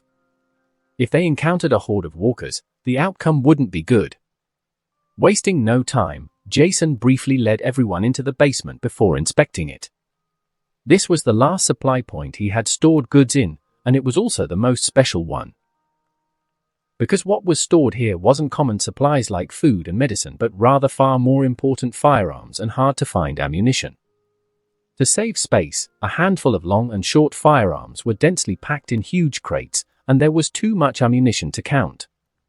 Even so, Jason had acquired some machines to manufacture ammunition without needing pre-made ones. That ensured at least a small but stable source of ammo within his base. Some members of the group were no longer surprised. Either way, Jason had said this was the last supply point for the day, meaning everyone could rest and eat as much as they wanted. Elias and the others entered the basement, leaning against the wall. The 4 of them stayed together. When they saw everything in the basement, they were shocked. Everything they had done today had been enough to leave them stunned. When the 4 of them saw the neatly stacked crates of weapons in the basement, they were completely speechless. They exchanged glances, instantly understanding what the other was thinking. Jason's group was far from ordinary. No, it had to be said that the leader of this group was extremely well prepared for this situation. The entire group had been busy all day, moving countless supplies from one point to another. It had been fine during the day since they were handling important supplies. Everyone had carried large crates and was exhausted. Now, they could finally rest, and the fatigue gradually caught up with them. Don't fall asleep yet. Eat something before you sleep. It's now 7:30 p.m., and we'll be resting until 6 a.m. We'll be rotating watches every 2 hours, and I'll take the first shift. Jason was feeling much better than the others, and seeing their expressions, he decided to take the initiative. Emilio and the other two also raised their hands. We can also stand guard at night. Jason smiled and motioned for the four of them not to worry. For the sake of your physical condition, it's better for you to get more rest. I'll bring you some food that's suitable for you. After Jason left, Rick smiled and said, since Jason said so, just focus on resting. Rick's initiative finally gave Elias and Emilio a chance. Emilio quickly took advantage of the moment to talk to Rick. He wanted to learn more about their group. Can you tell us about your group? The four of us are also part of the team now, and maybe we'd like to know more about the situation. Rick nodded and didn't deliberately avoid their questions. Instead, they openly conversed. They were talking when they saw Jason walking in with a large pot. Look, I made some hot soup. Everyone, come and eat something before going to sleep. Several people gathered around, and Jason didn't make anything complicated, just a pot of corn soup, and everyone ate. Around 8 o'clock at night, everyone finally found a place to lie down after eating, and soon the room fell silent. They fell asleep almost as soon as they lay down. Except for Jason, who remained awake. Silently, he made his way to a room on the second floor. Jason looked out through the dark window, chose a suitable seat, and sat down. Time passed little by little, and soon it was midnight. Jason turned around and walked toward the basement, patted Rick on the shoulder, and the other man quickly woke up. Checking his watch, Rick saw that it was already midnight. He asked in a low voice, "Did you get any rest?" "I wasn't that tired, so I let you sleep a few extra hours." Jason glanced around the not-so-spacious basement and simply lay down where Rick had been. Rick climbed upstairs, found a seat, and sat down. Jason also fell asleep quickly. The habit he had developed over the years made him a light sleeper. If he sensed any movement, he would wake up immediately. Beep! Beep! A car alarm blared. Though the sound wasn't loud in the basement, Jason was already awake. However, just as he felt the situation wasn't too serious, he heard a series of footsteps coming from the first floor, the sound reaching directly into the basement. Frowning slightly, Jason suddenly realized that things weren't as simple as they seemed. Just as he grabbed his M4, he saw Rick rushing toward him, looking somewhat nervous. "Jason!" Rick's low and concerned voice called out, and Jason slowly approached. "What's going on?" The rest of the group also woke up from the commotion, rubbing their eyes and sitting up. "A massive horde of walkers has appeared. We're already in the middle of it." Everyone, still drowsy, went pale at the mention of the horde, as if they had seen a ghost, especially the soldiers, who had just escaped from a horde and now found themselves in the same situation again. At this point, they truly felt like they couldn't catch a break.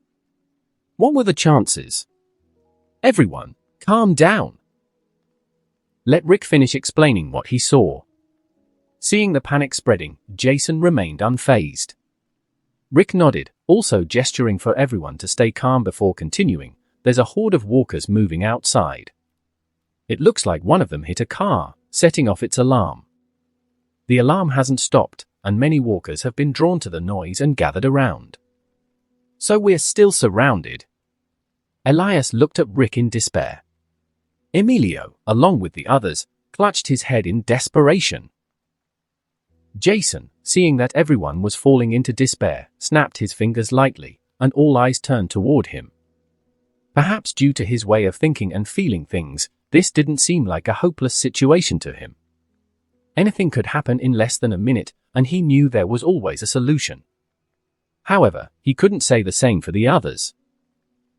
Jason, a man determined to protect his own, appeared extremely calm in this situation, demonstrating the stark difference between him and the rest of the people. However, thanks to his past experiences and knowledge of what could happen in the future, he was able to keep his emotions under control. He then pointed to a pile of cardboard boxes in a corner of the basement, indicating that the situation wasn't as dire as it seemed. "Don't worry, and stay calm. These walkers should be drawn by the CDC alarm, which means they're just passing through. Most of them will follow the others quickly. And even though this is a hidden weapon storage, I left a large batch of food in the cardboard boxes in case of an emergency. So don't panic, no matter the situation, we'll find a way out." Upon hearing Jason's words, those who had panicked regained their senses after analyzing the situation.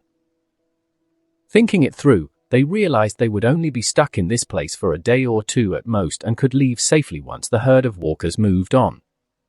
"Let's rest first and stay quiet.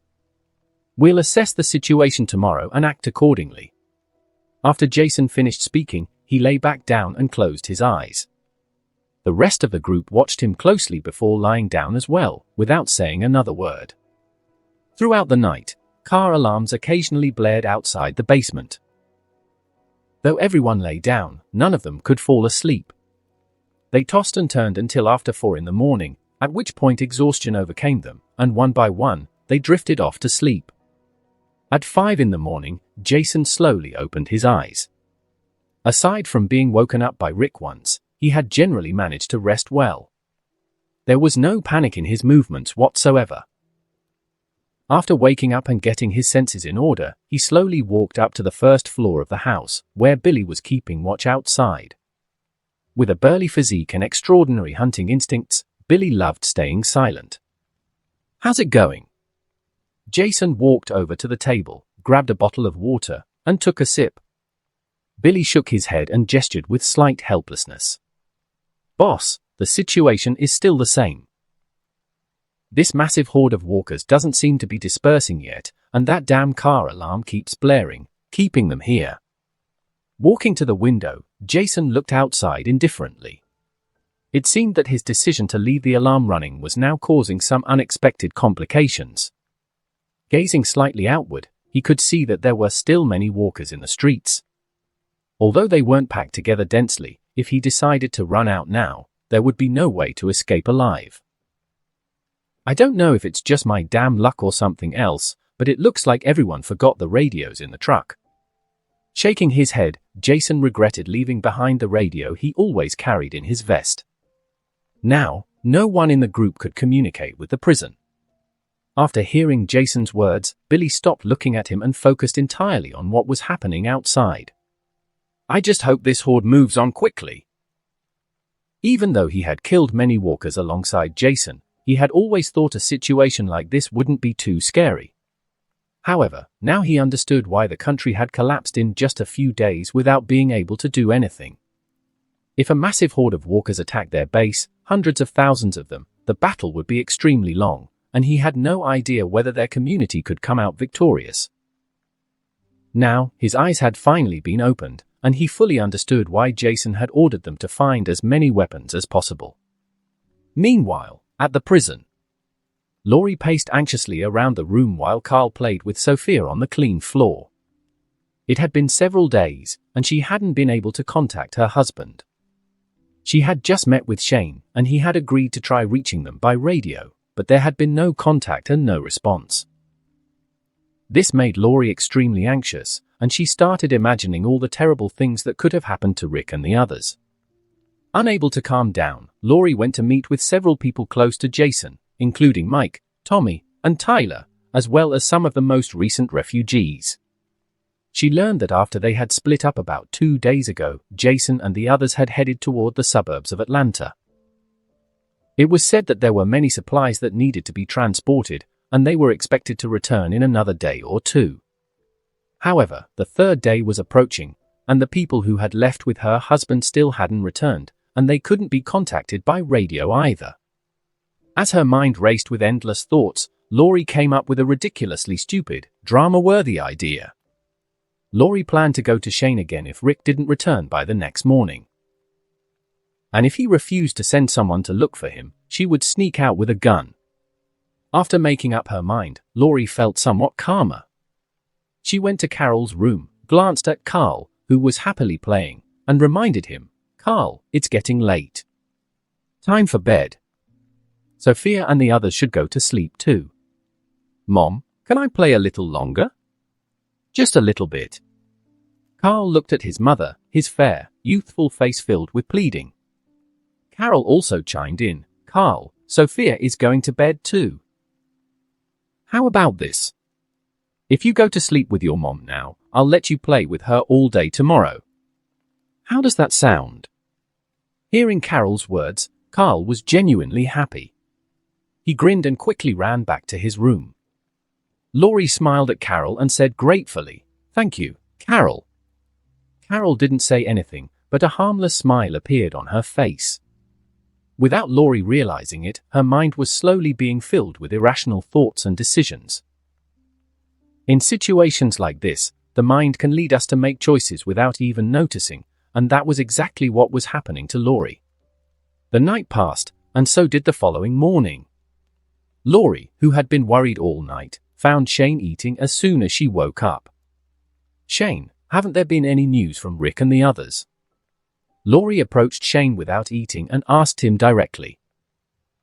Shane looked up helplessly, met Laurie's intense gaze, and replied in a slow tone, "Laurie, even though they said they'd be back in 2 days, it's very common for unexpected things to happen on the road and cause delays. Sometimes the signal isn't great depending on where they are, and they might not be able to receive it. Don't worry too much, I assure you. If today passes and we don't hear from them, I'll talk to Sam Valdez, and we'll go look for them." Laurie didn't respond. She simply nodded silently, turned around, and left the dining hall. Shane watched Laurie's back and pressed his lips together helplessly. He understood Laurie's feelings, but even if he went out looking for Rick, there was no guarantee he would find him. Not to mention, the chances of finding Jason and the others were slim. With a sigh, Shane continued eating, then got up and walked outside. He still had his training routines to follow. After leaving, Laurie grew angrier the more she thought about it. She couldn't understand why her husband always rushed to the front whenever he had the chance and why he was always among the last to return when they went out looking for supplies. Thinking about it, Laurie couldn't hold back any longer. She went into her cell, took out a gun, secured it at her waist, and left the cells alone. Not long after, a pickup truck arrived at the main entrance. The person in the driver's seat was Laurie. At that moment, the guards in the watchtowers were eating. The young man stationed at the gate was named Richard. He had been part of the group that took care of the elderly. He knew Laurie. Seeing the wife of a group leader about to leave made Richard hesitate. "Are you going out alone?" Richard asked cautiously. "I'm just going to look for a few things. I won't drive too far, so you don't have to worry about it." It had been many days since Rick left the CDC, and the only thought in her mind was finding her husband. Laurie believed that the closer she got to the city, the better the chance of contacting Rick through the radio in her hands. She was determined to leave. After hesitating for a moment, Richard carefully opened the gate and said, "I suggest you take a few more people with you. It's really dangerous out there, and I'm still hesitant to let you go. Don't worry. I know what I'm doing."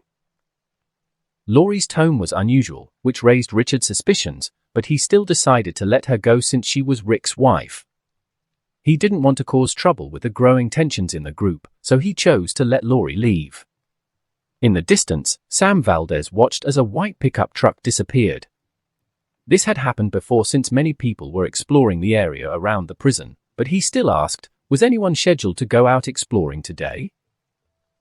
Tyler looked at Sam Valdez and said, "There was a scouting trip planned today, but I don't remember the departure time." "Why? Is something wrong?" Watching the truck disappear in an instant, Sam Valdez shook his head and said, "No, it's nothing." After waiting and waiting, there was still no sign of the truck returning. Richard started to panic but held himself back and waited another half hour. By then, Laurie had been gone for nearly an hour. Finally, Richard couldn't take it anymore. He ran to the housing area and, after searching for a while, finally found Shane drinking water in a cell. "Instructor Shane, I have something urgent to tell you." "What did you say?" "She went out alone?" "You just let her leave." Shane's face darkened upon hearing Richard's words. He really didn't expect Laurie to be so impatient. He knew exactly what Laurie was trying to do, which made the situation even more concerning. "Richard, right? Did Laurie tell you where the hell she was going?"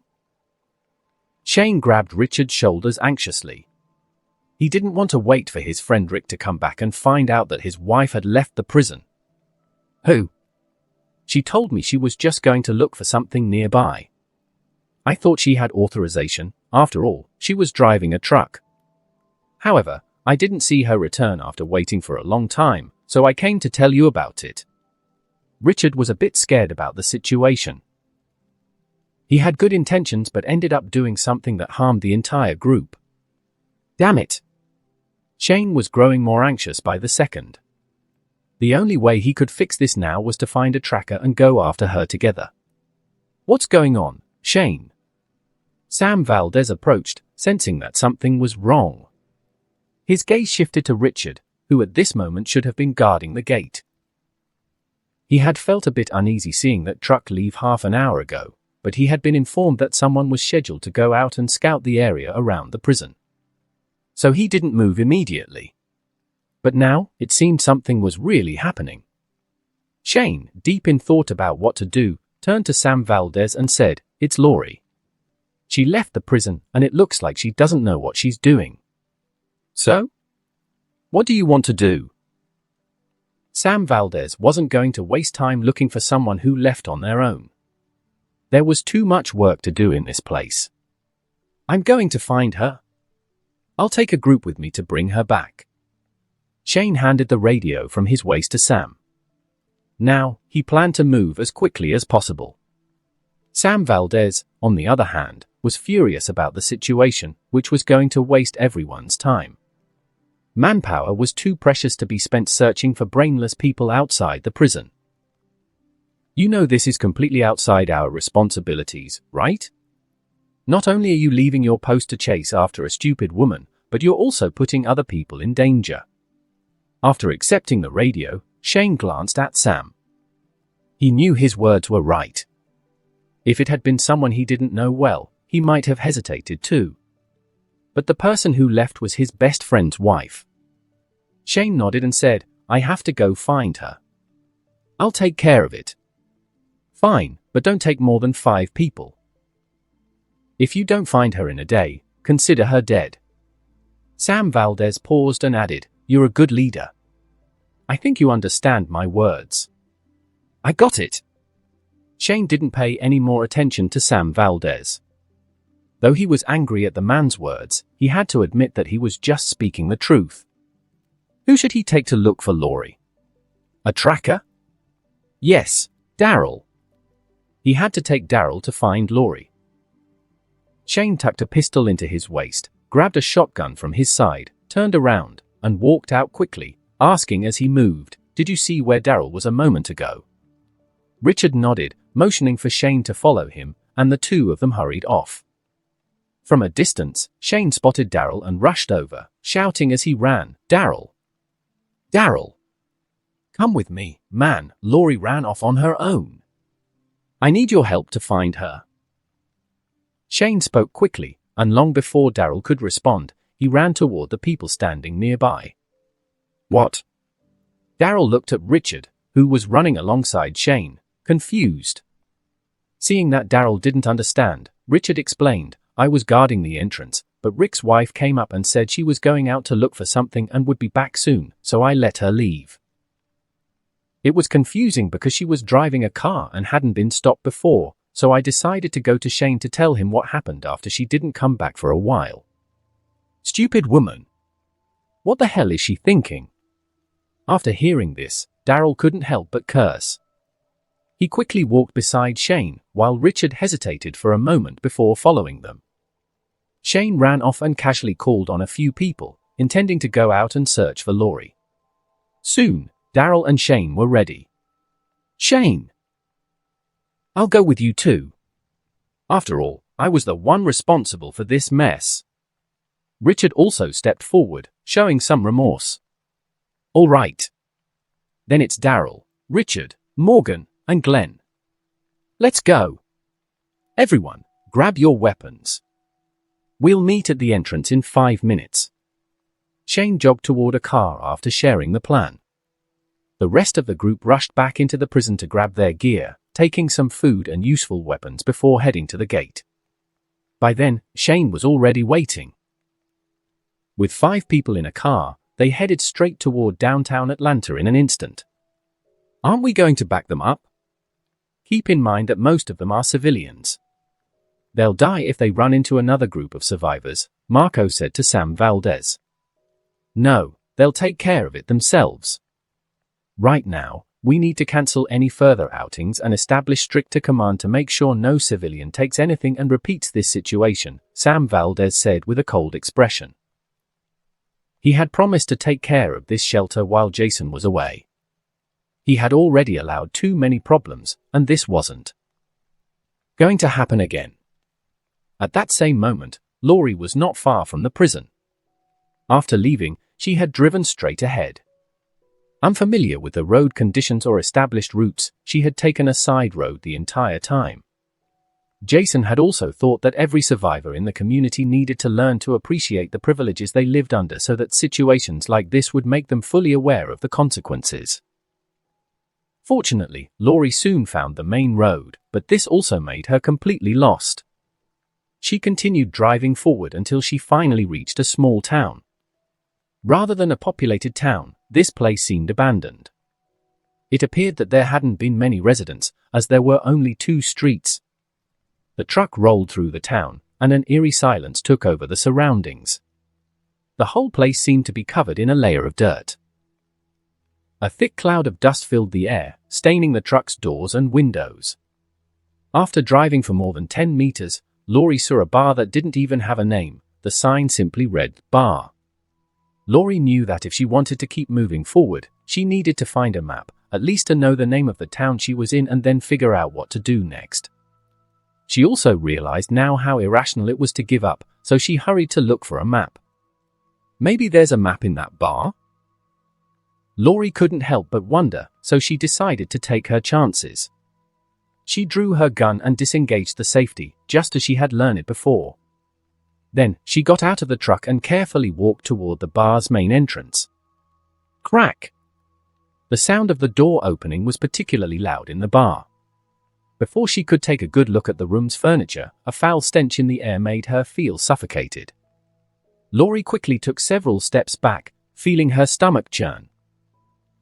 A wave of nausea hit her, and she began vomiting while clinging to the door handle. Ooh! Cough!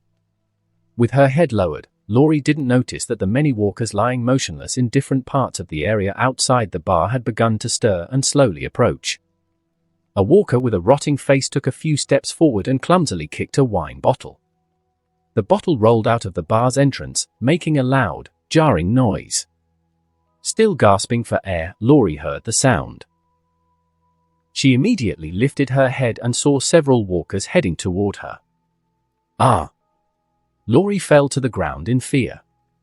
She covered her mouth to stifle any sounds. She had never faced a single walker on her own before.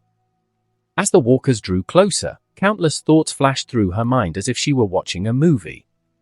She remembered Rick saying goodbye to her, Shane advising her to wait patiently by Carl's side, and then Richard's hesitant expression when he let her leave. When Carl crossed her mind, Laurie seemed to regain control of her movements. She couldn't let Carl lose his mother at such a young age. And even now, she wanted to give birth to the child she was carrying, hers and Rick's. Still sitting on the ground in shock, Laurie suddenly sprang into action. She crawled forward, then turned and got to her feet, sprinting toward the truck she had arrived in. However, this world was full of surprises, and, more often than not, misfortunes. Just then, a walker suddenly appeared behind the truck out of nowhere. Seeing this, Laurie's heart pounded violently, and she barely held back a curse. Turning around and scanning her surroundings, Laurie dashed toward a row of residential buildings on the other side of the street. When she reached them, she desperately tried to open a door, but it was locked. Just as she continued trying different doors, one clicked open. Laurie felt a rush of relief. She quickly stepped inside and shut the door behind her. Panting heavily, Laurie leaned her entire body against the door and slowly slid down, tears welling up in her eyes. She deeply regretted her decision to leave the prison. However, just as she was about to bury her head in her hands and cry, a guttural growl echoed from inside the house. A male walker emerged from the far corner of the room.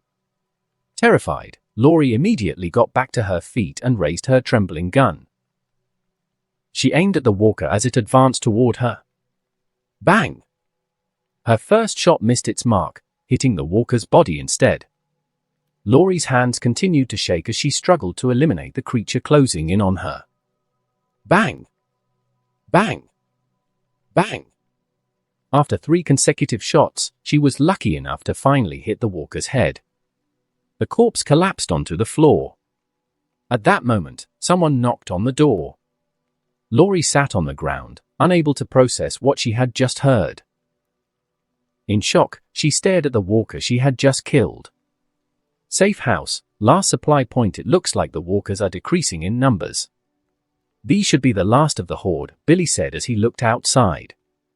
After taking double magazines filled with bullets and equipping himself to the limit, Jason nodded and said, "Let's not waste time. Let's take out the walkers in the street carefully and silently." Picking up rifles with suppressors, Elias, an expert at taking down long-range targets, settled by a window and began shooting. With precise, silenced shots, many walkers started dropping to the ground. This time, the assault rifle in Jason's hands was a modified AR-15 with a double magazine. He decided to carry his M4 on his back, wanting a change for this situation. "Focus on the walkers near the truck where we'll load the supplies." "Understood." Elias and the others, now working under Jason's command, took charge of eliminating all those walkers. After all, their marksmanship was reliable, and eliminating walkers was far easier than carrying heavy supplies. Reloading. Once everything was in order, Jason went downstairs to help move the weapons crates from the basement to the first floor. "How's everything going?" George, who was catching his breath while moving a large crate of ammunition, looked at Jason and nodded. Now that everyone had started working, he felt at ease and wasn't too worried about the remaining walkers outside. The team upstairs has started taking care of the walkers outside. "We can move faster now," Jason said seriously. He set his weapon aside, went down to the basement, grabbed a crate, and said, "Getting tired already, Rick? We'll be back at the prison soon, and you'll see your family." "Yeah," Rick responded with a smile as he carried a supply crate upstairs. He was doing all of this for his family and survival, working for the future of his friends and loved ones. "What's the situation outside?" Rick asked as he climbed the stairs. "Elias and the others have it under control. There's nothing to worry about." After some time, all kinds of crates were stacked one after another near the door, ready to be quickly moved out once it was opened. "I think it's time to head out and get all this stuff to the bus as soon as possible. We have a long trip back to the prison," George said, sweating. Setting a crate on the floor, Jason nodded and went to retrieve his weapon. The time had come to leave. No one wanted to waste any more time here if they could get out now. In this situation, there was no telling when they might encounter another horde of walkers. Once Jason grabbed his rifle, he stood in front of the door and said, "I'll clear the way. Wait for my signal, and when I give it, start loading the supplies onto the bus." Everyone nodded without saying a word. After confirming they understood, Jason raised his rifle, opened the door, and stepped outside. Bang! Bang! Bang!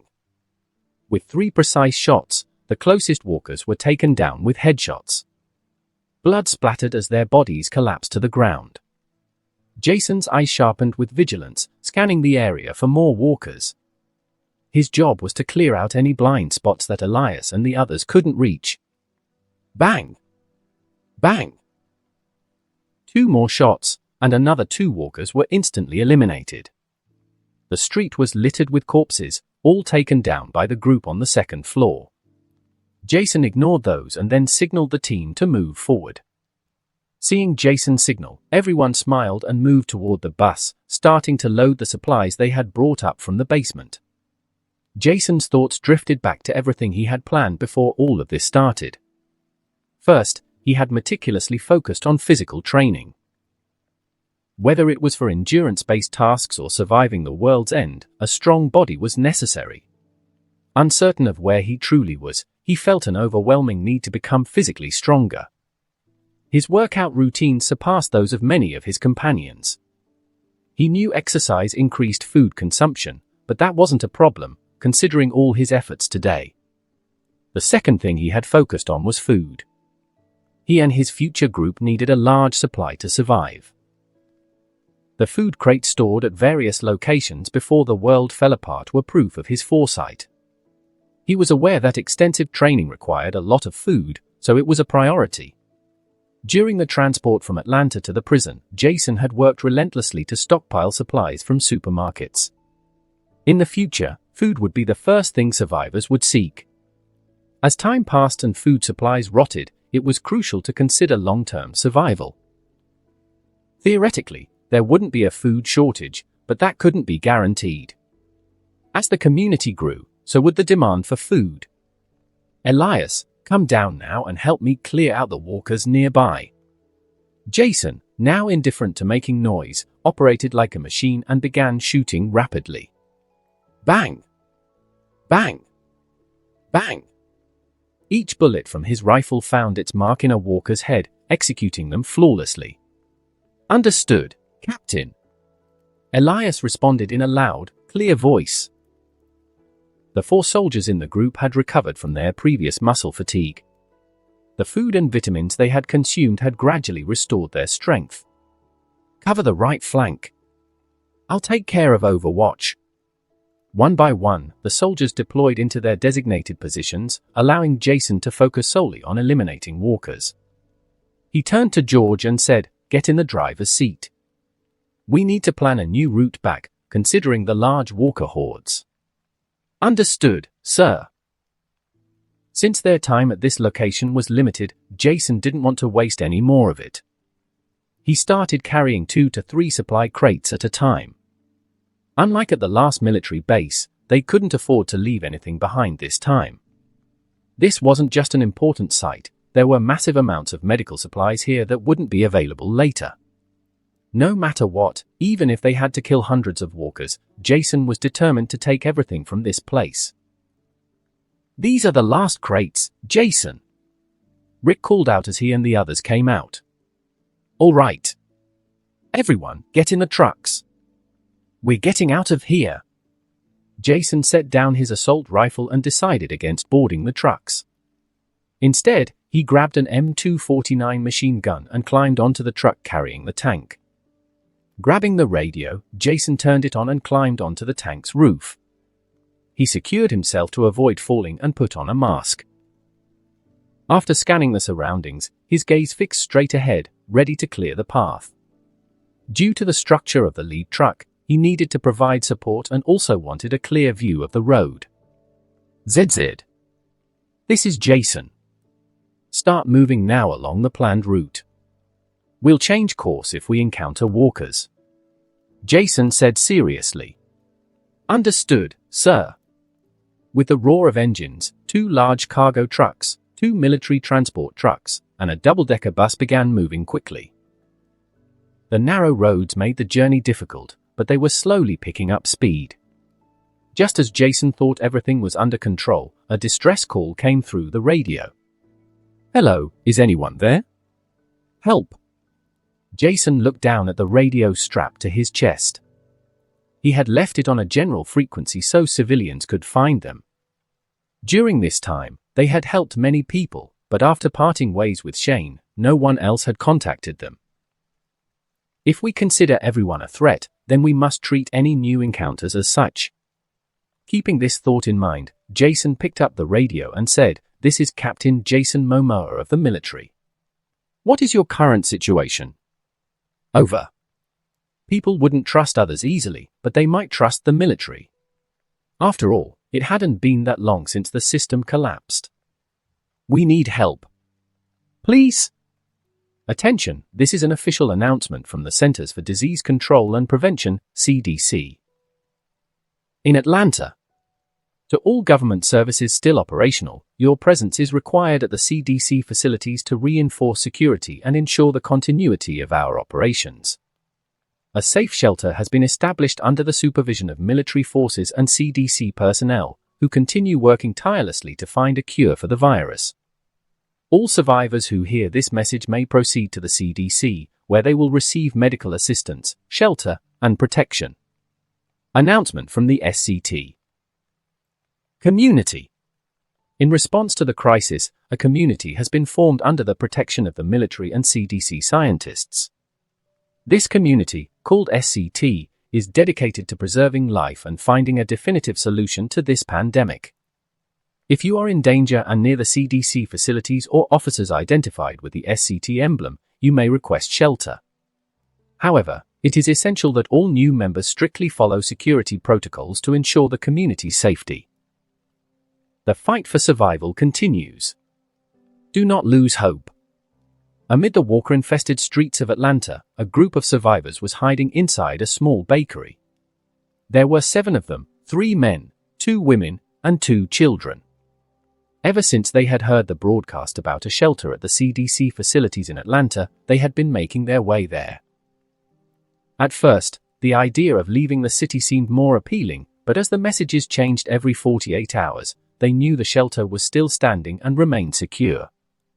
Their situation was dire. Before, they had been trapped inside a shopping mall, and the way they had escaped had been nothing short of praiseworthy. However, now that they were out on the city streets, their progress had slowed significantly. They had fallen far behind, losing too much time on their way to the CDC shelter. Everyone believed the shelter was still operational because the broadcasts continued to change. But a week ago, the transmission suddenly stopped.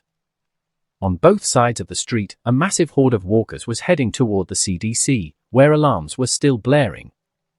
They were all terrified. None of them had ever seen so many walkers gathered in one place. That was the last message a week ago. Can we all agree that the shelter was destroyed by those immortal infected? My God, what do we do now? A teenager with long hair couldn't stop trembling. It's impossible that the shelter fell. The broadcasts lasted much longer than any other shelter. Something must have happened, said a man named Kenneth, a sergeant in the Metropolitan Police Department, gripping his shotgun tightly as he watched the streets outside.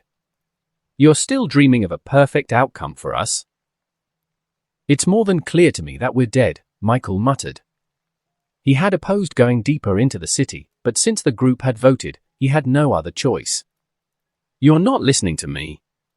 The alarms are still ringing, and that's what's drawing all the walkers in the city to a single point. I'm sure this was planned, said Kenneth's companion, Jim. You still think there's help out there? We need to figure out how to get out of this situation. I always thought that shelter was too good to be true, the teenager, Carlos, added. Lower your voice, or the infected outside will hear us, Carlos, a woman named Anna demanded in a hushed but firm tone. Well, it would be best if everyone stayed quiet while we figure out how to get out of this situation. We can't stay here for too long, it's not safe. Kenneth decided to keep a calm demeanor as he observed everyone's growing desperation. Spreading more panic would do no good for the group's future. He looked at the people before him, then at his companion Jim, before lowering his gaze to the radio in his hand, deep in thought. They had come a long way, but things had become complicated when the distant alarms started blaring non-stop. Kenneth knew that if the CDC was protected by the military, there should be no reason for an alarm that loud to still be sounding. Moreover, if the shelter had indeed fallen, someone should have at least sent out a warning that the place was no longer safe for Atlanta survivors. Kenneth knew he had to come up with an optimal plan. They didn't have the necessary equipment to fight their way out of this place, nor did they have enough ammunition.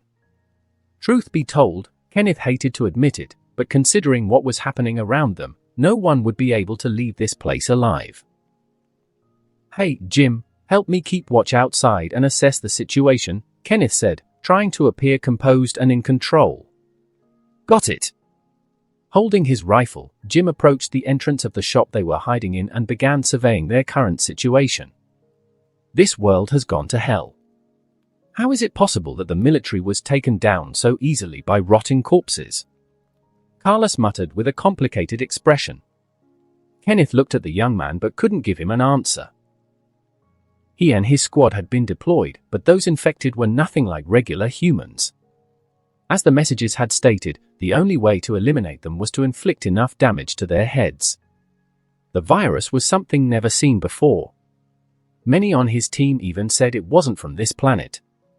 To collapse society in such a short time and with no way to contain it, Kenneth believed this was unstoppable. Anna glanced at Carlos and the two children beside him. Deep down, she still believed there was hope in this dark situation. There has to be a safe place somewhere in this city. It can't be that everything is lost. Oh yeah? Well, I hate to be the one to tell you, but we're screwed. Ha ha ha, there's no way out, and there's no food either, Carla said with a bitter smile. At the very least, if we do things right, we might be able to get out of here alive and find a shelter. Things can't be as bad as they seem, Kenneth said after sighing in exhaustion. Just as Carlos was about to make another sarcastic remark, Jim approached and said, "There are way fewer infected than there were at night. I think we have a chance to move to a safer location." But the moment Jim finished speaking, a series of gunshots echoed in the distance. The shots were numerous, indicating that more than 2 people were firing at the same time. "Gunfire!" Carlos shouted, but his mouth was immediately covered by Kenneth's large hands. "What direction, Jim?" Kenneth asked urgently. They shouldn't be more than 600 meters from our position." "What do we do?" Jim asked, seeking guidance. "We have to take advantage of this and try to call for help. The walkers will be drawn to the sound of gunfire in a few minutes," Kenneth said, keeping a watchful eye on the street outside. Meanwhile, without anyone noticing, Carlos picked up Kenneth's radio from the floor and started frantically switching channels. The 2 children watched Carlos with conflicted expressions. They knew they couldn't make any noise, so they just observed. "Come on, work!" Carlos muttered as he switched channels, waiting a few seconds before moving to the next one. In his mind, Carlos believed that if the people shooting were soldiers, they definitely had radios, and their signal should be strong enough to hear what they were saying, and hopefully, ask for help. "Hey, what the hell are you doing?" Anna asked, frustrated. Carlos had done nothing but complain this whole time, and now he seemed to have gone crazy with the radio. However, just as she was about to snatch the radio from Carlos's hands, a voice suddenly came through the speaker. "ZZ. Start moving now along the planned route. We will deviate if we encounter walkers along the way." "Understood, Captain. We are beginning to move slowly in the designated direction." That sudden voice made everyone's heart pound like a drum. Anna froze suddenly, forgetting what she was about to do, staring at the radio in shock. "Hello? Is anyone there? Help!" Carlos began speaking passionately, tears streaming down his face. Just when they thought they wouldn't get a response, the same voice answered, "ZZ. This is Captain Jason of the Army. What is your current situation?" "Over." "They're from the Army." Everyone rushed to where Carlos was. Kenneth was about to take the radio when Carlos spoke again. "We need help. Please." "Are you an idiot? Why are you asking for help again if they already responded?" Anna said incredulously. Kenneth then snatched the radio from Carlos and waited for the other party to respond before attempting to speak. "ZZ. I understand that you're scared, but the situation on my end is very serious. Speak clearly if you want to be rescued. Kenneth, holding the radio in his hand, heard gunfire coming from the intercom and wasted no time responding, "I'm Kenneth. We are a group of 7 people, including myself. We are on the main avenue leading to downtown Atlanta. Over. ZZ. Understood, Kenneth. If you can move 2 blocks to the right, toward the gunfire, we can take you with us. You must be quick and should start moving now." Understood. We are moving now, sir. After hearing the outgoing transmission, Kenneth looked at everyone and then at Jim before nodding. Everyone understood the general situation. If they moved quickly and took advantage of the timing, they could be saved by those passing nearby. "All right, Jim and I will clear the way while you run with the children. Don't look back, just keep running in the right direction," Kenneth said as he stood next to Jim, gripping his weapon tightly. "How many bullets do you have left, Kenneth?" Jim asked. "1 magazine. Then I'll handle it. Lead the way." Without waiting for a response, Jim stepped forward and started taking down the walkers. Bang! Bang! Bang! "Everyone, follow me. Move quickly." Kenneth wasted no time, turning right. Raising his weapon, he continuously fired at the walkers ahead. Bang! Bang! Bang! As Kenneth pressed forward, the 2 women with the children ran in the middle of the group, while Carlos and Jim covered the rear. "Watch out!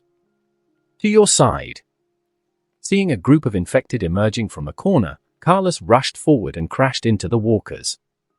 Fortunately, Kenneth reacted quickly and fired. The walkers Carlos was holding were taken down one by one. At that moment, a piercing scream echoed beside them. A girl in the group, standing next to Anna, had been bitten by a walker. Seeing this, Kenneth and Jim swiftly eliminated the infected around them. Anna held the child in her arms and handed them over to Carlos while taking the child from the bitten girl. "Oh my God!"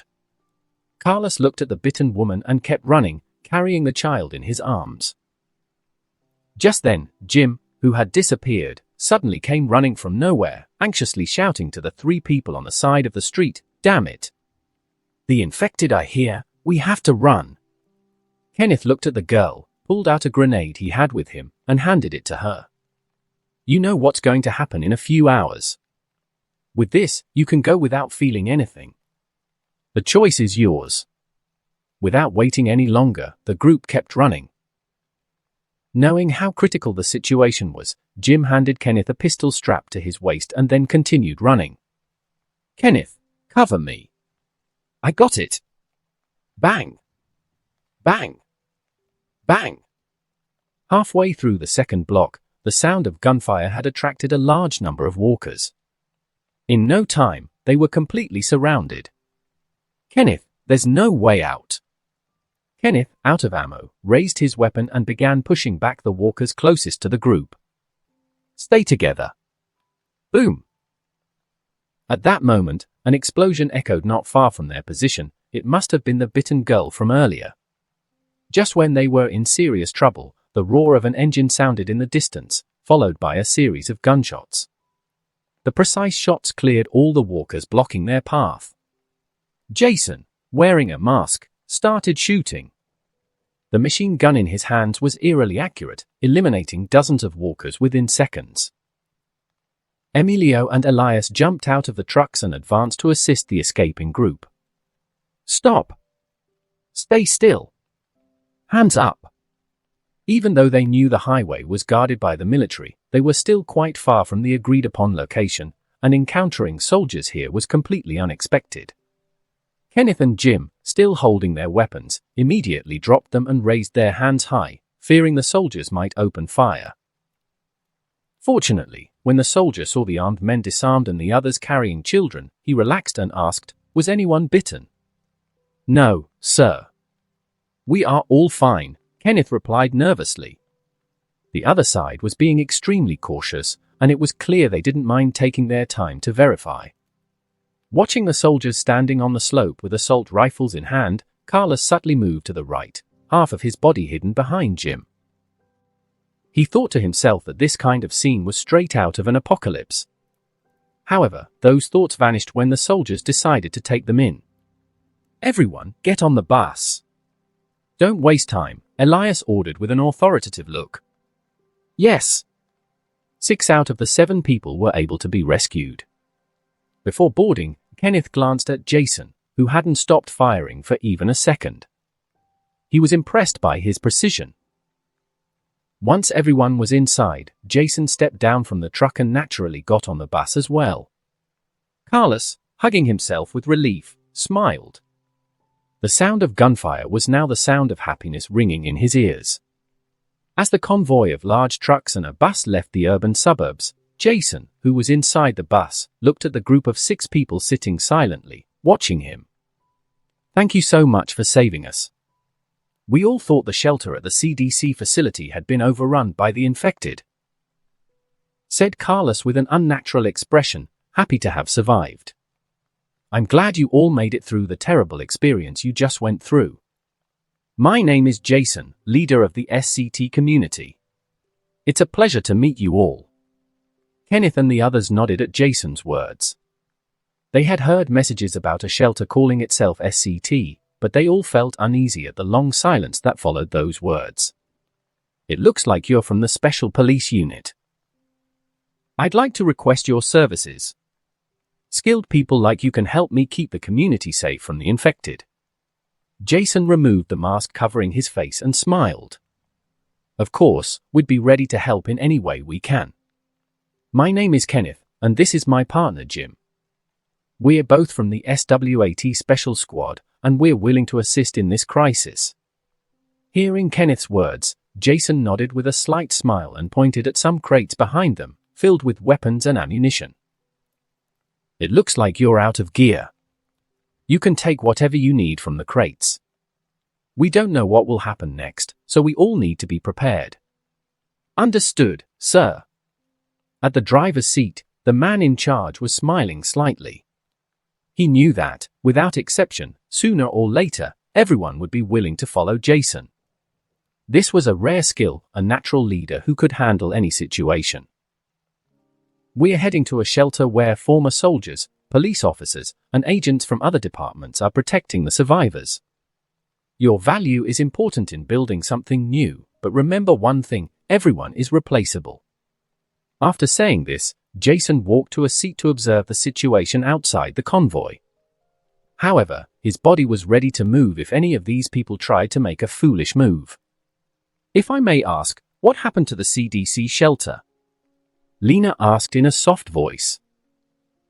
Jason looked at the girl who had just spoken and said, "We're relocating the shelter to the outskirts of the city. Staying in this city is not optimal at all." It seemed that these people had been heading to the CDC in search of refuge.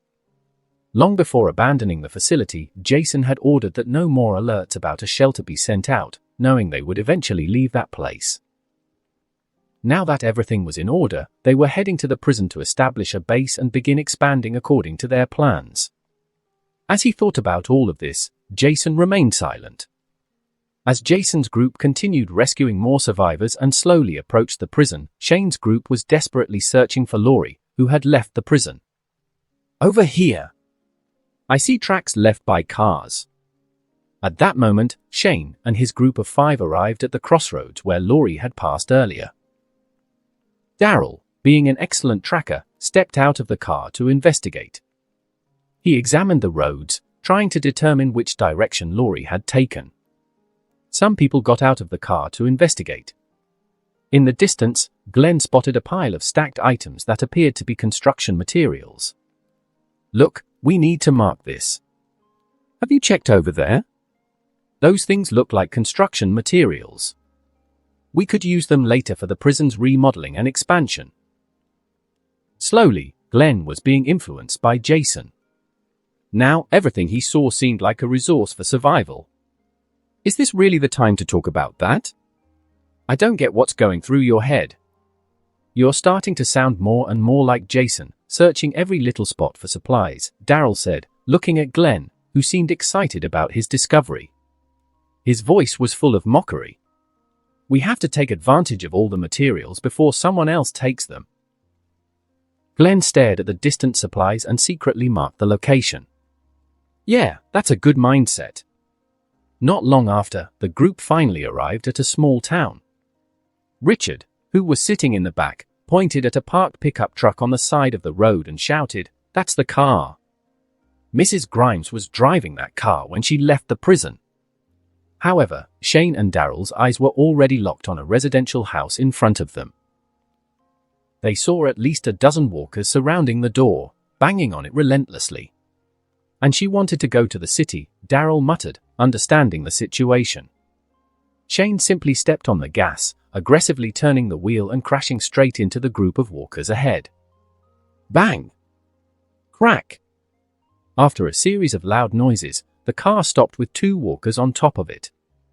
Then, several people jumped out of the vehicle one after another, machetes in hand.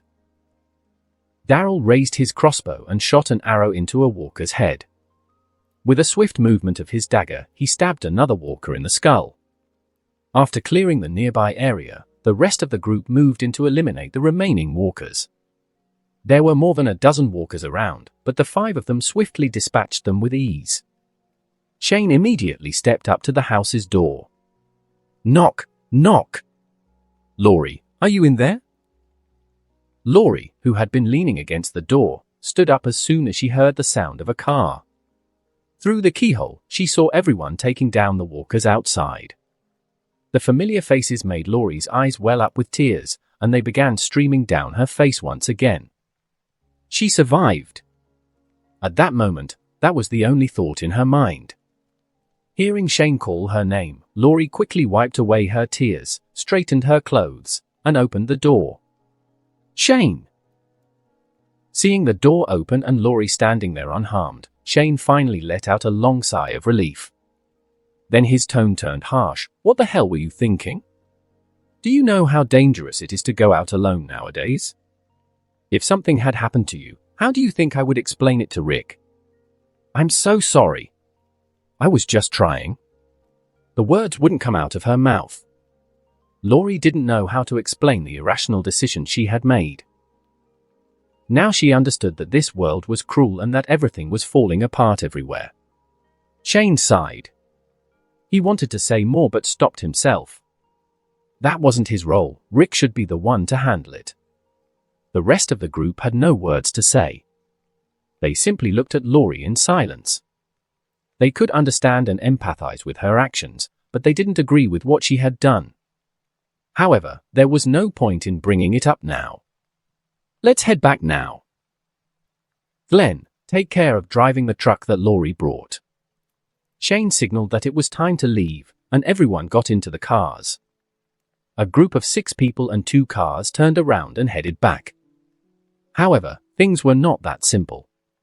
As they drove a few hundred meters out of town, a few walkers emerged from the forest by the roadside.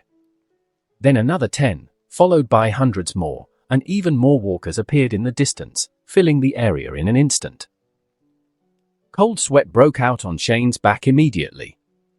He suddenly hit the brakes and stopped. Glenn, behind him, was startled, stuck his head out the window, and looked at Shane with a strange expression. "Don't you know how to drive?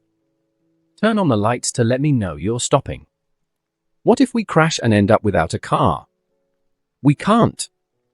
Glenn's words trailed off as he turned his head back. A massive crowd of walkers. A walker horde. These words flashed through everyone's minds at the same time. Shane quickly moved his hand, shifted gears, and turned around. He signaled Glenn behind him, indicating that they needed to move fast. Glenn had already seen what was coming and knew what to do without Shane's reminder. Turning around quickly, the 2 cars sped back through the town and kept moving forward. Grabbing the radio, Shane reported the situation to Sam Valdez, ZZ. "This is Shane. A massive horde of walkers is in the nearest town, not far from the prison." ZZ. "Understood. How many walkers do you estimate?" Sam Valdez asked in a cold voice.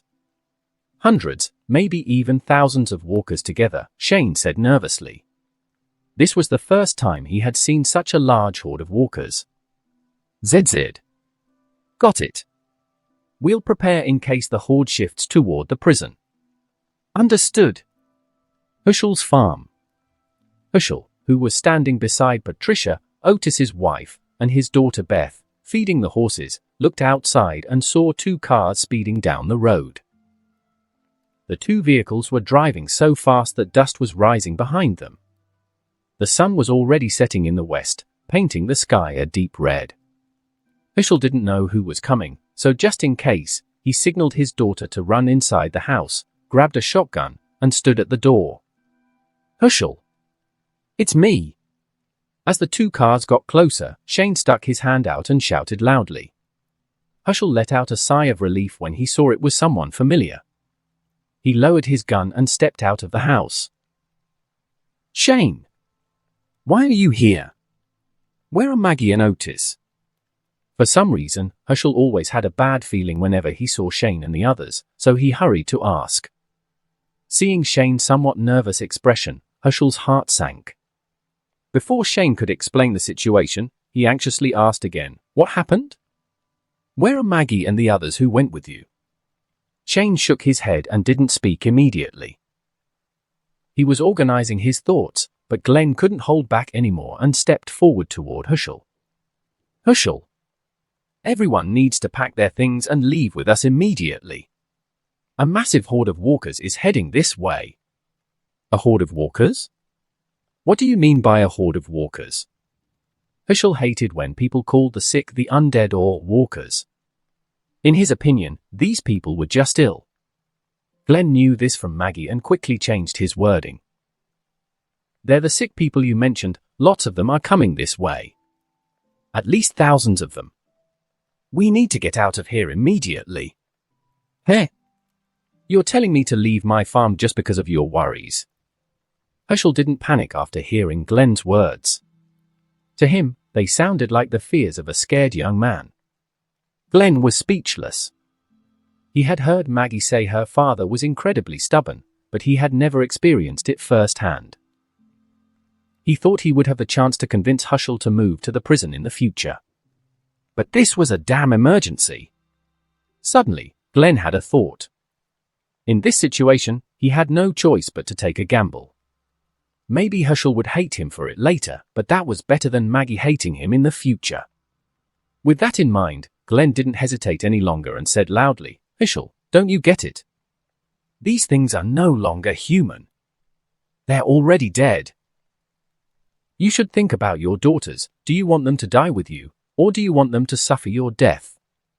Make a damn decision, and we'll stop bothering you. But don't decide for others, that's something I won't allow." Prison in Western Georgia. After hearing Shane's warning, Sam Valdez wasted no time and ordered everyone to mobilize for a possible large-scale confrontation with walkers at the prison.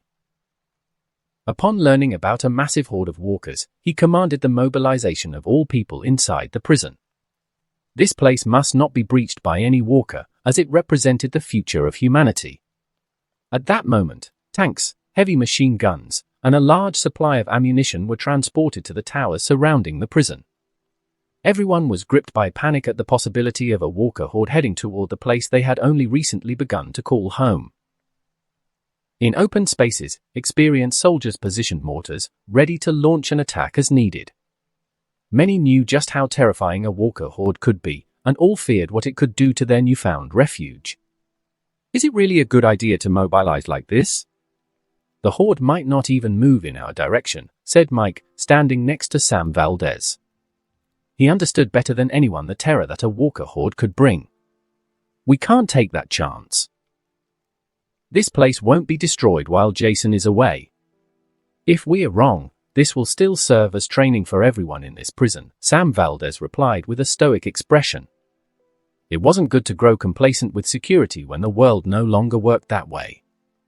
Those under the protection of the SCT had always been shielded from harm, and what happened to Laurie, who, having lived in a secure environment, developed a false sense of reality, led many high-ranking officials to believe they needed to make things harder for civilians.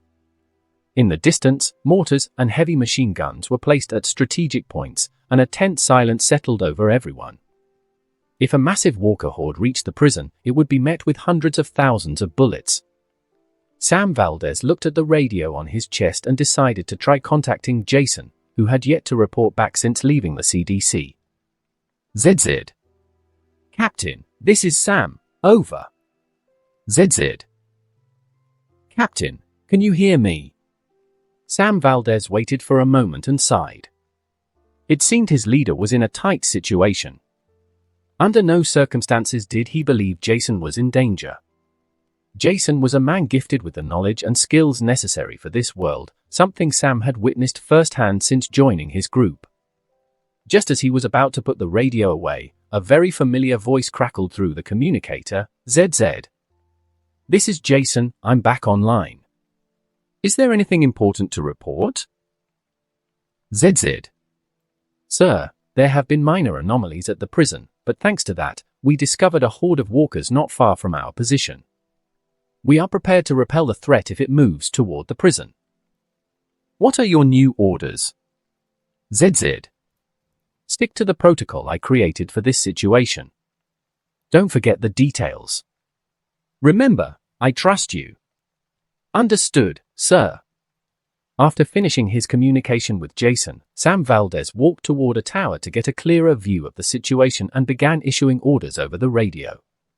He knew the horde might change direction, but he didn't want to be caught off guard.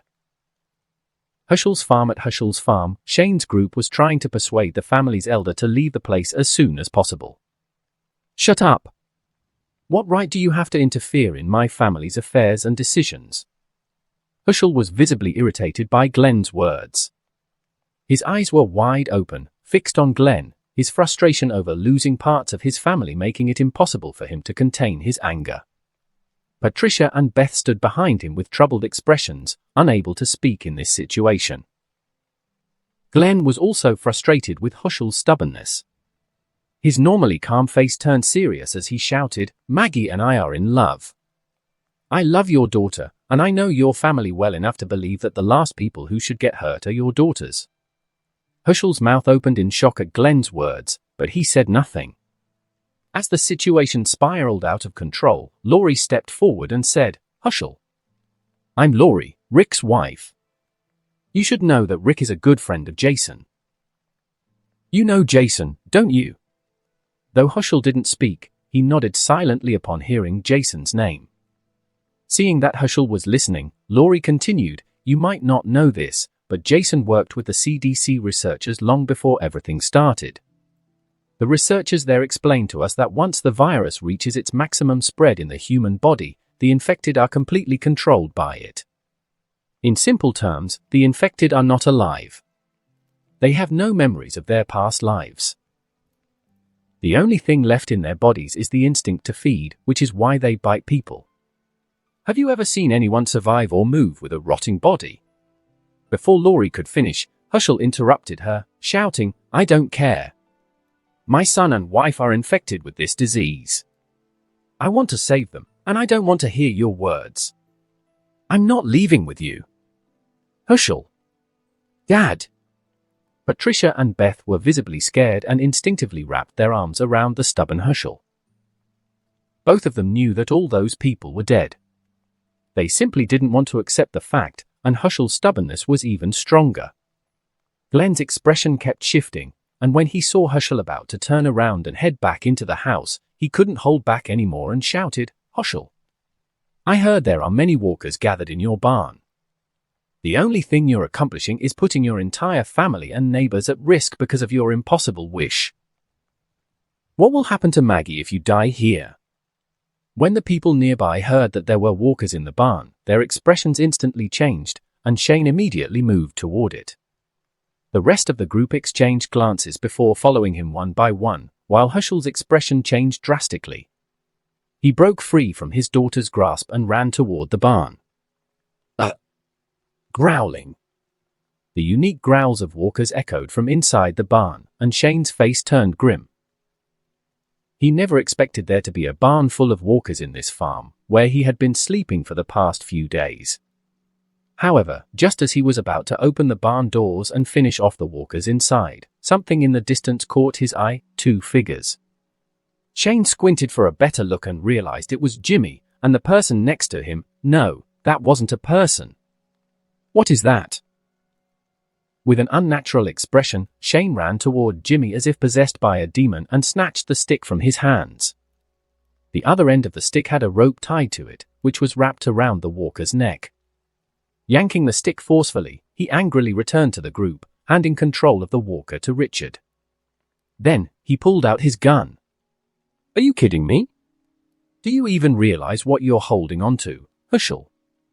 Shane raised his pistol, glared at the walker, and pulled the trigger. Bang! The bullet hit the walker's thigh with precision, and the sound made everyone step back a little.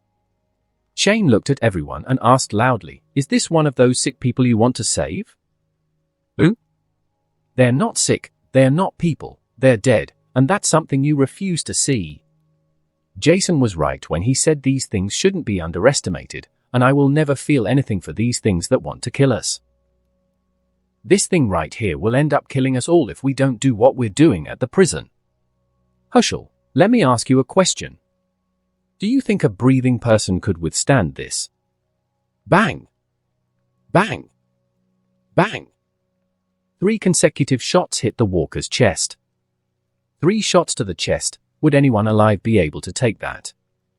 Shane, that's enough, man, Glenn said with a nervous look. Yeah, it's enough. Shane approached the walker and fired one last shot to the head. Bang! Having taken care of the walker, Shane walked toward Herschel with an angry expression and pointed at him. Enough trying to convince you about this situation. Didn't you say they were just sick? Do you really think your son and wife will talk to you again when they come out of that barn? Slap! Herschel, who had been silent all this time, suddenly raised his hand and slapped Shane, roaring in a choked voice, "You have no right to say that about my wife and son." Patricia, standing behind Herschel, was also looking at Shane cautiously, while Beth was frightened by the whole situation unfolding before her. Jason mentioned that we should consider you as a token of our gratitude for saving Guillermo, but I won't let everyone die because you refuse to leave this place. Suddenly, a hand grabbed Shane and forcefully pulled him back. Shane turned to the side and saw Daryl, who had been silent, only to hear his deep, raspy voice, "That's enough. He's just trying to hold on to his reality, show some respect." That reality, the one many cling to in certain situations, can push a dead man forward and keep him alive. Daryl, more than anyone, understood something like that. After all, much like the walkers, he was dead inside. The people in the barn hadn't realized that the forest was full of walkers, all heading straight for the farm. With each passing second, the sky grew darker, and the people more anxious, yet Herschel remained impassive. Shane shook his head in disappointment, signaled to his people, turned around, and walked toward the car. Herschel, think about Maggie. Think about your daughter. Do you really want everyone to die with you?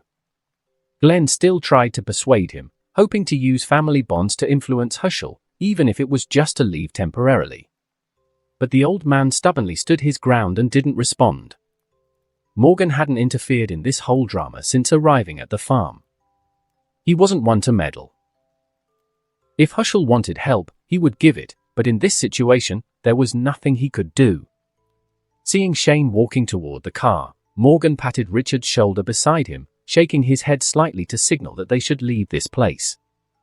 Just as the 3 of them turned around, Morgan suddenly saw a few staggering figures emerging from the edge of the forest in the distance. The sun had already set, and Morgan could only make them out in the dim light that remained. Sensing the people around him, Morgan pointed to the edge of the forest in the distance and asked, "Look, are those walkers from the horde?"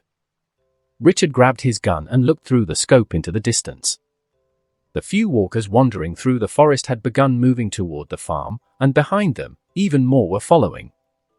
"Shit!" Richard paled and shouted behind him, "We need to go, now. The walker horde is coming."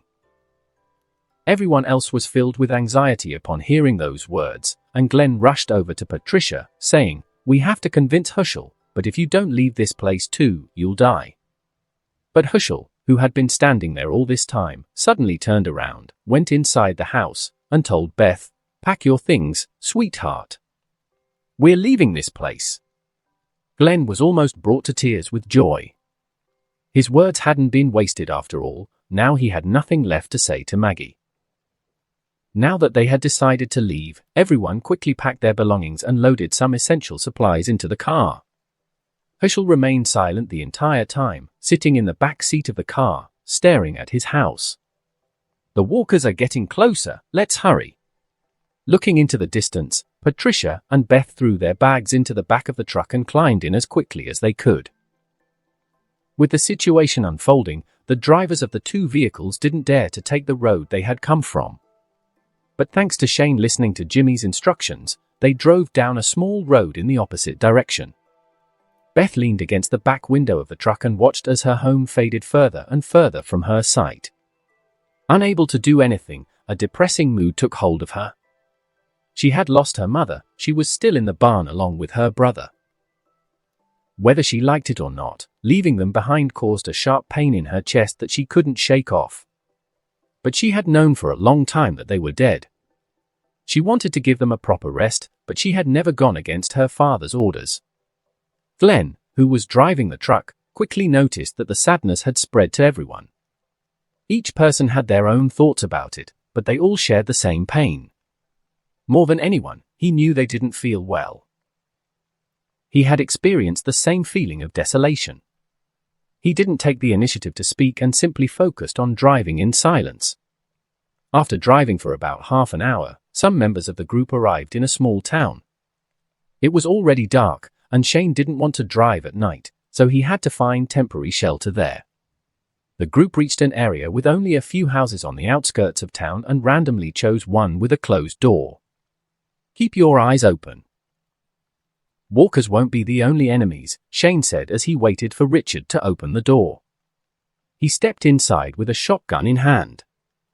After going up to the second floor and checking each room, 2 dull thuds were heard before Shane came back down the stairs. "What was that noise?" Glenn asked, slightly nervous. "It was nothing, just 2 walkers. Cleared out," Shane said while wiping his nose and signaling to the people outside to come in. "Come on, help me get these 2 walkers out of the house." After speaking and checking the house once more, Glenn returned with the rest of the group, and everyone entered. Meanwhile, Herschel, Richard, and Morgan passed by carrying the 2 walker corpses. Glenn visibly stiffened for a moment. With a sigh, Glenn couldn't afford to worry about it too much now. As long as he got Herschel out safely, that was more than enough for him. The small group, who had been on edge all day, was exhausted. Seeing this, Shane told everyone to rest and that they would return to the prison tomorrow depending on the situation outside. Inside the bathroom, Shane pulled out the radio and reported to Sam Valdez, ZZ. "This is Shane. We managed to rescue the people at the farm, but due to the overall situation, we'll return tomorrow." "ZZ. Did you see which direction the walker horde moved? I need to be sure it's not heading our way." Over, Sam Valdez's voice came through the radio, calm and steady. "ZZ. No need to worry, the horde moved in the opposite direction from the prison. But don't let your guard down." Over. "ZZ. Got it. I'll keep you updated. Don't forget to keep your people safe," Sam Valdez replied before ending the communication. "ZZ. Understood." Back to the group still in the city of Atlanta, they were taking every opportunity to rescue survivors and loot supplies, though their pace was slow due to the complicated streets. Inside the bus, in the back, Jason sat beside the driver, keeping his eyes wide open as he watched the outside. Aside from Kenneth's group, they had rescued a teacher with some students, a few firefighters with their partners, and 2 young people who had been fleeing. This group of people was seated in the available spots on the bus, all under Jason's watchful gaze. He had already discreetly informed his people to stay alert regarding this group of newcomers. Jason knew that trusting people could be a good thing, but not trusting them was even better. He could smell the desperation and the sheer will to survive, and those were the very things that made people make bad decisions. But among all the people who needed to be saved, there were always some who wanted more. Their ambition or desire drove them to take more than they could handle, and that was something he always guarded against. Large trucks and a bus headed toward the outskirts of Atlanta, moving toward the prison. Jason's group had more than 10 people experienced in weapons and combat. It could be said that Kenneth and Jim were reliable men, and they had been given weapons to help protect the group. Night was falling, and as an old hunter would say, nighttime is when the old wolf hunts its prey. Just when everything seemed calm, Jason's radio suddenly crackled to life, and Rick's voice came through. "ZZ. Jason, there's a woman with a baby in the middle of the road, about 50 meters ahead." Hearing this, Jason frowned. He signaled to George, the driver, as well as Jim and Kenneth. "ZZ. What's the situation around them? What do you see?" "ZZ. The woman isn't moving. She's standing in the middle of the road. She doesn't seem infected, and at first glance, she appears to be asking for help. Get ready to assist her. I'll approach her myself. None of you move from the trucks." "I don't like how this looks," Jason said before grabbing his weapon and securing the radio to his chest. "Jim and Kenneth, you're experienced in combat. This time, your job is to protect this bus. It seems there's a survivor who needs help, but I really don't like this situation." Jason stood by the bus door as the convoy began to slow down. "Do you think it's a trap?" Kenneth asked, frowning. To be honest, people these days were highly untrustworthy. "We'll be ready," Jim said as he grabbed an M4 and stood up, scanning the surroundings with watchful eyes. "What's going on?" Carlos asked sleepily. "Don't talk. Everyone keep your heads down and stay away from the windows until this is over." After saying that, the convoy came to a halt on the cold road, while Jason seized the moment to step off the bus and move forward quickly with his weapon in hand. The city was now somewhat quieter, thanks to the walkers being lured to the other side of town by the alarm at the CDC. This could give people many opportunities to do unpredictable things. After everyone had stopped, Elias and the other soldiers exited from behind the truck and took cover behind the tank, armed with light machine guns and sniper rifles. Everyone remained on high alert. As time passed, the tension grew, and Jason, who had already reached the door of the front truck, knocked lightly before it was opened. "Take my weapon and prepare for any anomalies. Don't worry about my safety," Jason said as he handed his M4 to the driver in front and secured his knife in the sheath on his vest before approaching the woman who stood silently in the middle of the road. Of course, during this time, everyone had taken advantage of the situation to move and position themselves. "Hello, we are from the army. What is your situation?" Seeing the clear road ahead with no walkers in sight, Jason felt a strange sensation in his body. Walking unhurriedly, he moved closer to the woman who was kneeling on the ground, holding what appeared to be a baby in her arms. "Come to my side. I promise to help you with all your problems," Jason said with a calm expression. As the situation became increasingly critical, he stepped forward and stopped about a meter away from the woman, who had not moved until now. "Sir, please help me." Just as Jason and his group in the distance sensed that something was wrong, the woman lifted her gaze and looked at Jason. Jason was momentarily bewildered, then realized that the woman's appearance was disheveled and extremely dirty, as if she hadn't bathed in a long time. But what caught his attention even more was the woman's necklace. When she saw Jason's eyes on her chest, she quickly tucked the metal tags beneath a blanket. "Are you the only one here?" Jason asked with a reassuring smile. At Jason's question, the woman's body trembled slightly, and she quickly nodded. She looked at Jason, her eyes showing slight nervousness. This was definitely unexpected. No one else had approached this place besides Jason. Seeing that the woman had no intention of speaking, Jason grabbed her shoulders and helped her to her feet before saying, "Don't worry, you'll be safe in a moment. Thank you for your help, sir."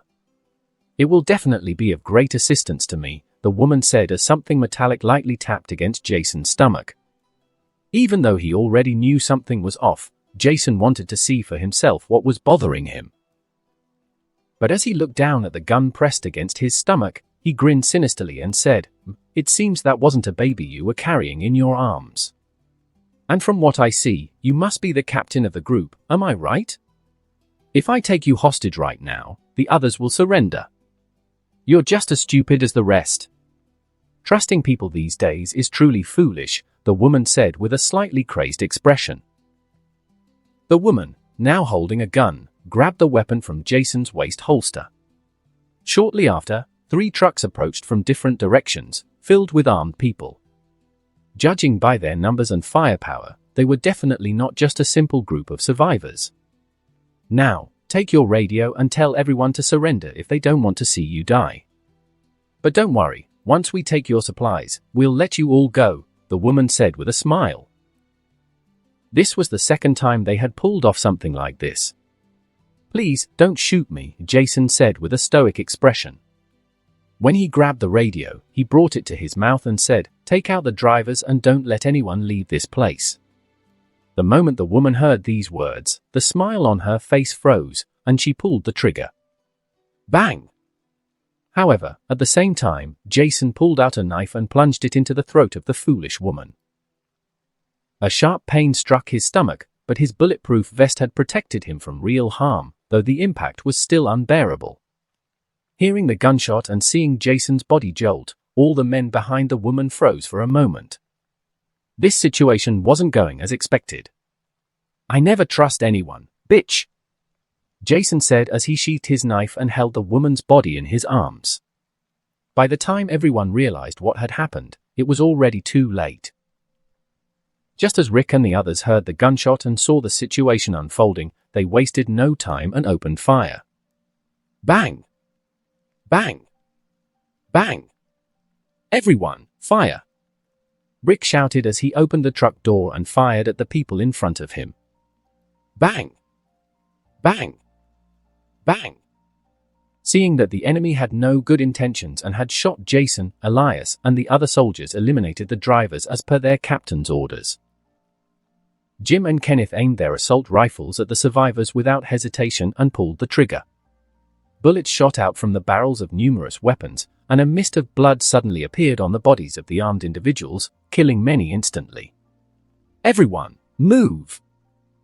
shouted a man in the back of a truck before being shot in the forehead. Jason wasted no time and threw himself to the ground with a woman's corpse, using it as a shield. Bullets struck in his direction, but he quickly returned fire as soon as he regained control of the situation. "Damn it!" Feeling a bullet graze his left arm, Jason's expression turned cold, and he continued shooting. Bang! Bang! Bang!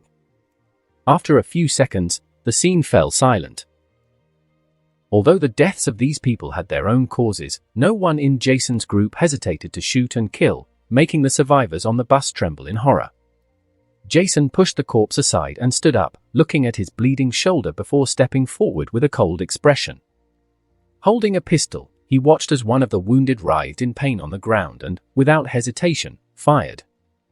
Bang! From time to time, bullets left Jason's gun, aimed at those still writhing on the ground. Slowly walking forward, Jason spotted 2 men crouching, trembling in fear. "What the hell were you trying to do?" Jason asked in a deep voice. Hearing his words, the 2 men turned around and knelt. "Please, don't kill us, sir. We really didn't want to do this, but we had to in order to survive." Jason looked at the 2 men begging for their lives, feeling furious. This was the first time he had encountered enemies who not only wanted his life but also his belongings. He knew this could happen, but it was too soon if he thought about it. Now that it had happened, Jason had no intention of leaving anyone alive. He glanced at his group approaching and, without hesitation, shot one of the men. Bang! The remaining man, seeing his companion killed, shut his eyes in terror and said, "I'm so sorry, sir, please let me live." "All right, I'm a fair person. Tell me what the hell you were trying to do and where you come from." Hearing Jason's words, the man trembled slightly and began to reveal everything he knew. He answered every question Jason asked, and with each response, Jason grew angrier. The man on the ground was named Roberto. He belonged to a group led by mobsters and former police officers who had gathered enough people to protect themselves from walkers in Atlanta. Their movements were limited. They mainly looted nearby stores and robbed survivors with small numbers. However, recently, as walkers moved away from their area, they began acting more frequently. After raiding a gun store, they started killing smaller groups in search of food and supplies. Once their trucks were full, they would return to their refuge to unload their stolen goods. But recently, their ambitions had grown. They had used the same tactic against military convoys, successfully looting 3 large military trucks. Catching the soldiers off guard, they took them hostage. The military trucks carried many weapons and supplies, which fueled the group's confidence and greed. When they saw Jason's trucks, they decided to rob them as well. According to Roberto, the group Jason and his team had just wiped out was the main force of their faction, which immediately made Jason think about his next move. "Sir, counting that man in front of you, we've eliminated 27 people. Everyone is gathering the weapons and supplies they carried," Elias reported grimly. The sight of survivors, people they were supposed to help, trying to kill them left an eerie feeling in his heart. He now understood that people were being forced to change, and laws no longer existed. "All right, load everything up. Once we're ready, we'll make a slight detour. It seems we have comrades being held prisoner by these people," Jason said, grabbing Roberto and pushing him toward the trucks. "Understood, sir." Rick, watching everything with deep emotions, noticed Jason's bleeding arm and pointed it out. "You're bleeding a lot. We need to treat the wound and prevent infection." "It's just a graze. Are you okay?" Jason asked naturally. Judging by Rick's face, he was clearly affected by what had happened. "Yeah, what's the plan now?" Rick asked seriously, trying to change the subject. "We're heading to their refuge. Apparently, they have a group of soldiers as prisoners. We need to rescue them before we leave this place," Jason said as he watched Elias stomp and knead Roberto with his boots and hands. "All right." Rick, still slightly shaken by the encounter, nodded. Now, he fully understood that walkers weren't their only enemies. Jason had always been right. There could be no mercy for enemies. Inside a building, several armed men walked around, smoking cigarettes. "Damn it, will we ever get to join the main group? We have to guard this place." "We can't all leave at once," said a long-haired man. "What do we do with the prisoners?" "We should get rid of them. They're just extra mouths to feed." "Ha, ha, ha." Just as they were about to move, 2 silent bullets pierced their heads, spraying blood into the air. Their bodies fell lifeless to the ground. During this time, many others were killed in mere seconds thanks to Elias' impeccable aim. Once the path was cleared, the soldiers entered the building and got to work. As the operation unfolded, Jason watched from the convoy in the distance. Elias had insisted on leading the attack and eliminating the enemies without exception, allowing Jason to receive medical attention for his wound. Seeing his team's determined expressions and decisive actions, Jason smiled slightly in satisfaction. His group was growing stronger, and soon he wouldn't have to worry about the outcome of every mission. "It looks like you were right, Roberto. This is definitely your people's refuge," Jason said coldly, letting Roberto sit on the ground. You're going to let me go, right? You promised, didn't you?" Roberto asked in a frightened voice. "Yeah, but no one else in my group promised to let a rat like you live." "Good night," Jason said as he walked away. No. Don't kill me. I can be useful. Please?" Roberto's cries grew louder and more desperate, but Jason had no intention of sparing him. Bang! Turning his head, Jason saw Rick taking care of Roberto, then kept walking forward, pulling out the radio from his vest. ZZ. Sir, all hostiles have been eliminated. We rescued 20 comrades who were being held prisoner. They all had their military tags and were in a locked room. Elias' voice came through the intercom. Excellent. Inform them of the situation and gather all useful supplies from this place. We need to move fast. Hearing that everything was resolved, Jason signaled his group to move in and assist with the supplies. The military trucks were filled with food and weapons, then the bus was also stocked. Everyone got ready to depart again toward the prison. Now, their convoy had grown to 7 large trucks. This trip had yielded great results, and, most importantly, valuable experience for the group. No one, in any group of the SCT, could say they spent the night with peace of mind. No. Dad, did any of you see my dad? I can't find him anywhere. The next morning, everyone was awakened by Beth's exclamation. Glenn was the first to wake up. Looking at Beth, who was frantic with anxiety, he first tried to calm her, attempting to soothe her in any way he could. What's wrong, Beth? I woke up a while ago and couldn't find my dad anywhere. He probably left before we all woke up. Beth's tone was between tears. Glenn looked around and discovered that the place where Herschel had slept the night before was indeed empty. Glenn looked toward the stairs suspiciously. Have you checked the whole house? Nodding, Beth fell silent, not knowing what to do. She just sat on a couch and cried silently. Daryl silently picked up his crossbow, grabbed his knife, and walked toward the door. I'll go look for him. Shane also snapped back to his senses at that moment. Seeing Daryl about to leave, he quickly stopped him. Daryl, don't rush, let's go together. Grab your stuff and let's go. Shortly after, a group of people ran out of the house, all starting to search without getting into the car. In this situation, everyone decided to follow Daryl, who was the most experienced at tracking. Seeing this, and realizing that Daryl was the key to finding her father, Beth silently followed him.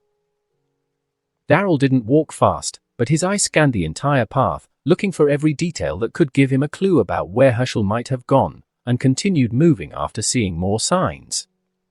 After walking for about 20 minutes, several people arrived at the door of a bar. Daryl didn't speak but signaled to Beth behind him to step forward and enter. Without hesitation, Beth opened the bar's main door, and there was an elderly man with a white shirt sitting inside, and the only elderly man with those characteristics was Herschel. Beth cried with joy, ran into the bar, and ran behind Herschel, hugging him and calling him Dad quietly. Patricia, on the other hand, also entered to support the situation. For her, the most important thing was that everyone was okay. The rest of the group smiled upon seeing this. For them, a warm family scene was rare nowadays, and even Daryl showed a bit more emotion, though it was just a fleeting moment. When Daryl saw everything was okay, he wanted to return to the car when suddenly, from the corner of his eye, he saw someone on the roof not too far away. Everyone down! Daryl was the first to jump on Glenn and Laurie, who were in front of him, and Shane also ducked quickly with an automatic reflex. Only Morgan, Richard, and Jimmy didn't react immediately. Bang! Bang! Bang!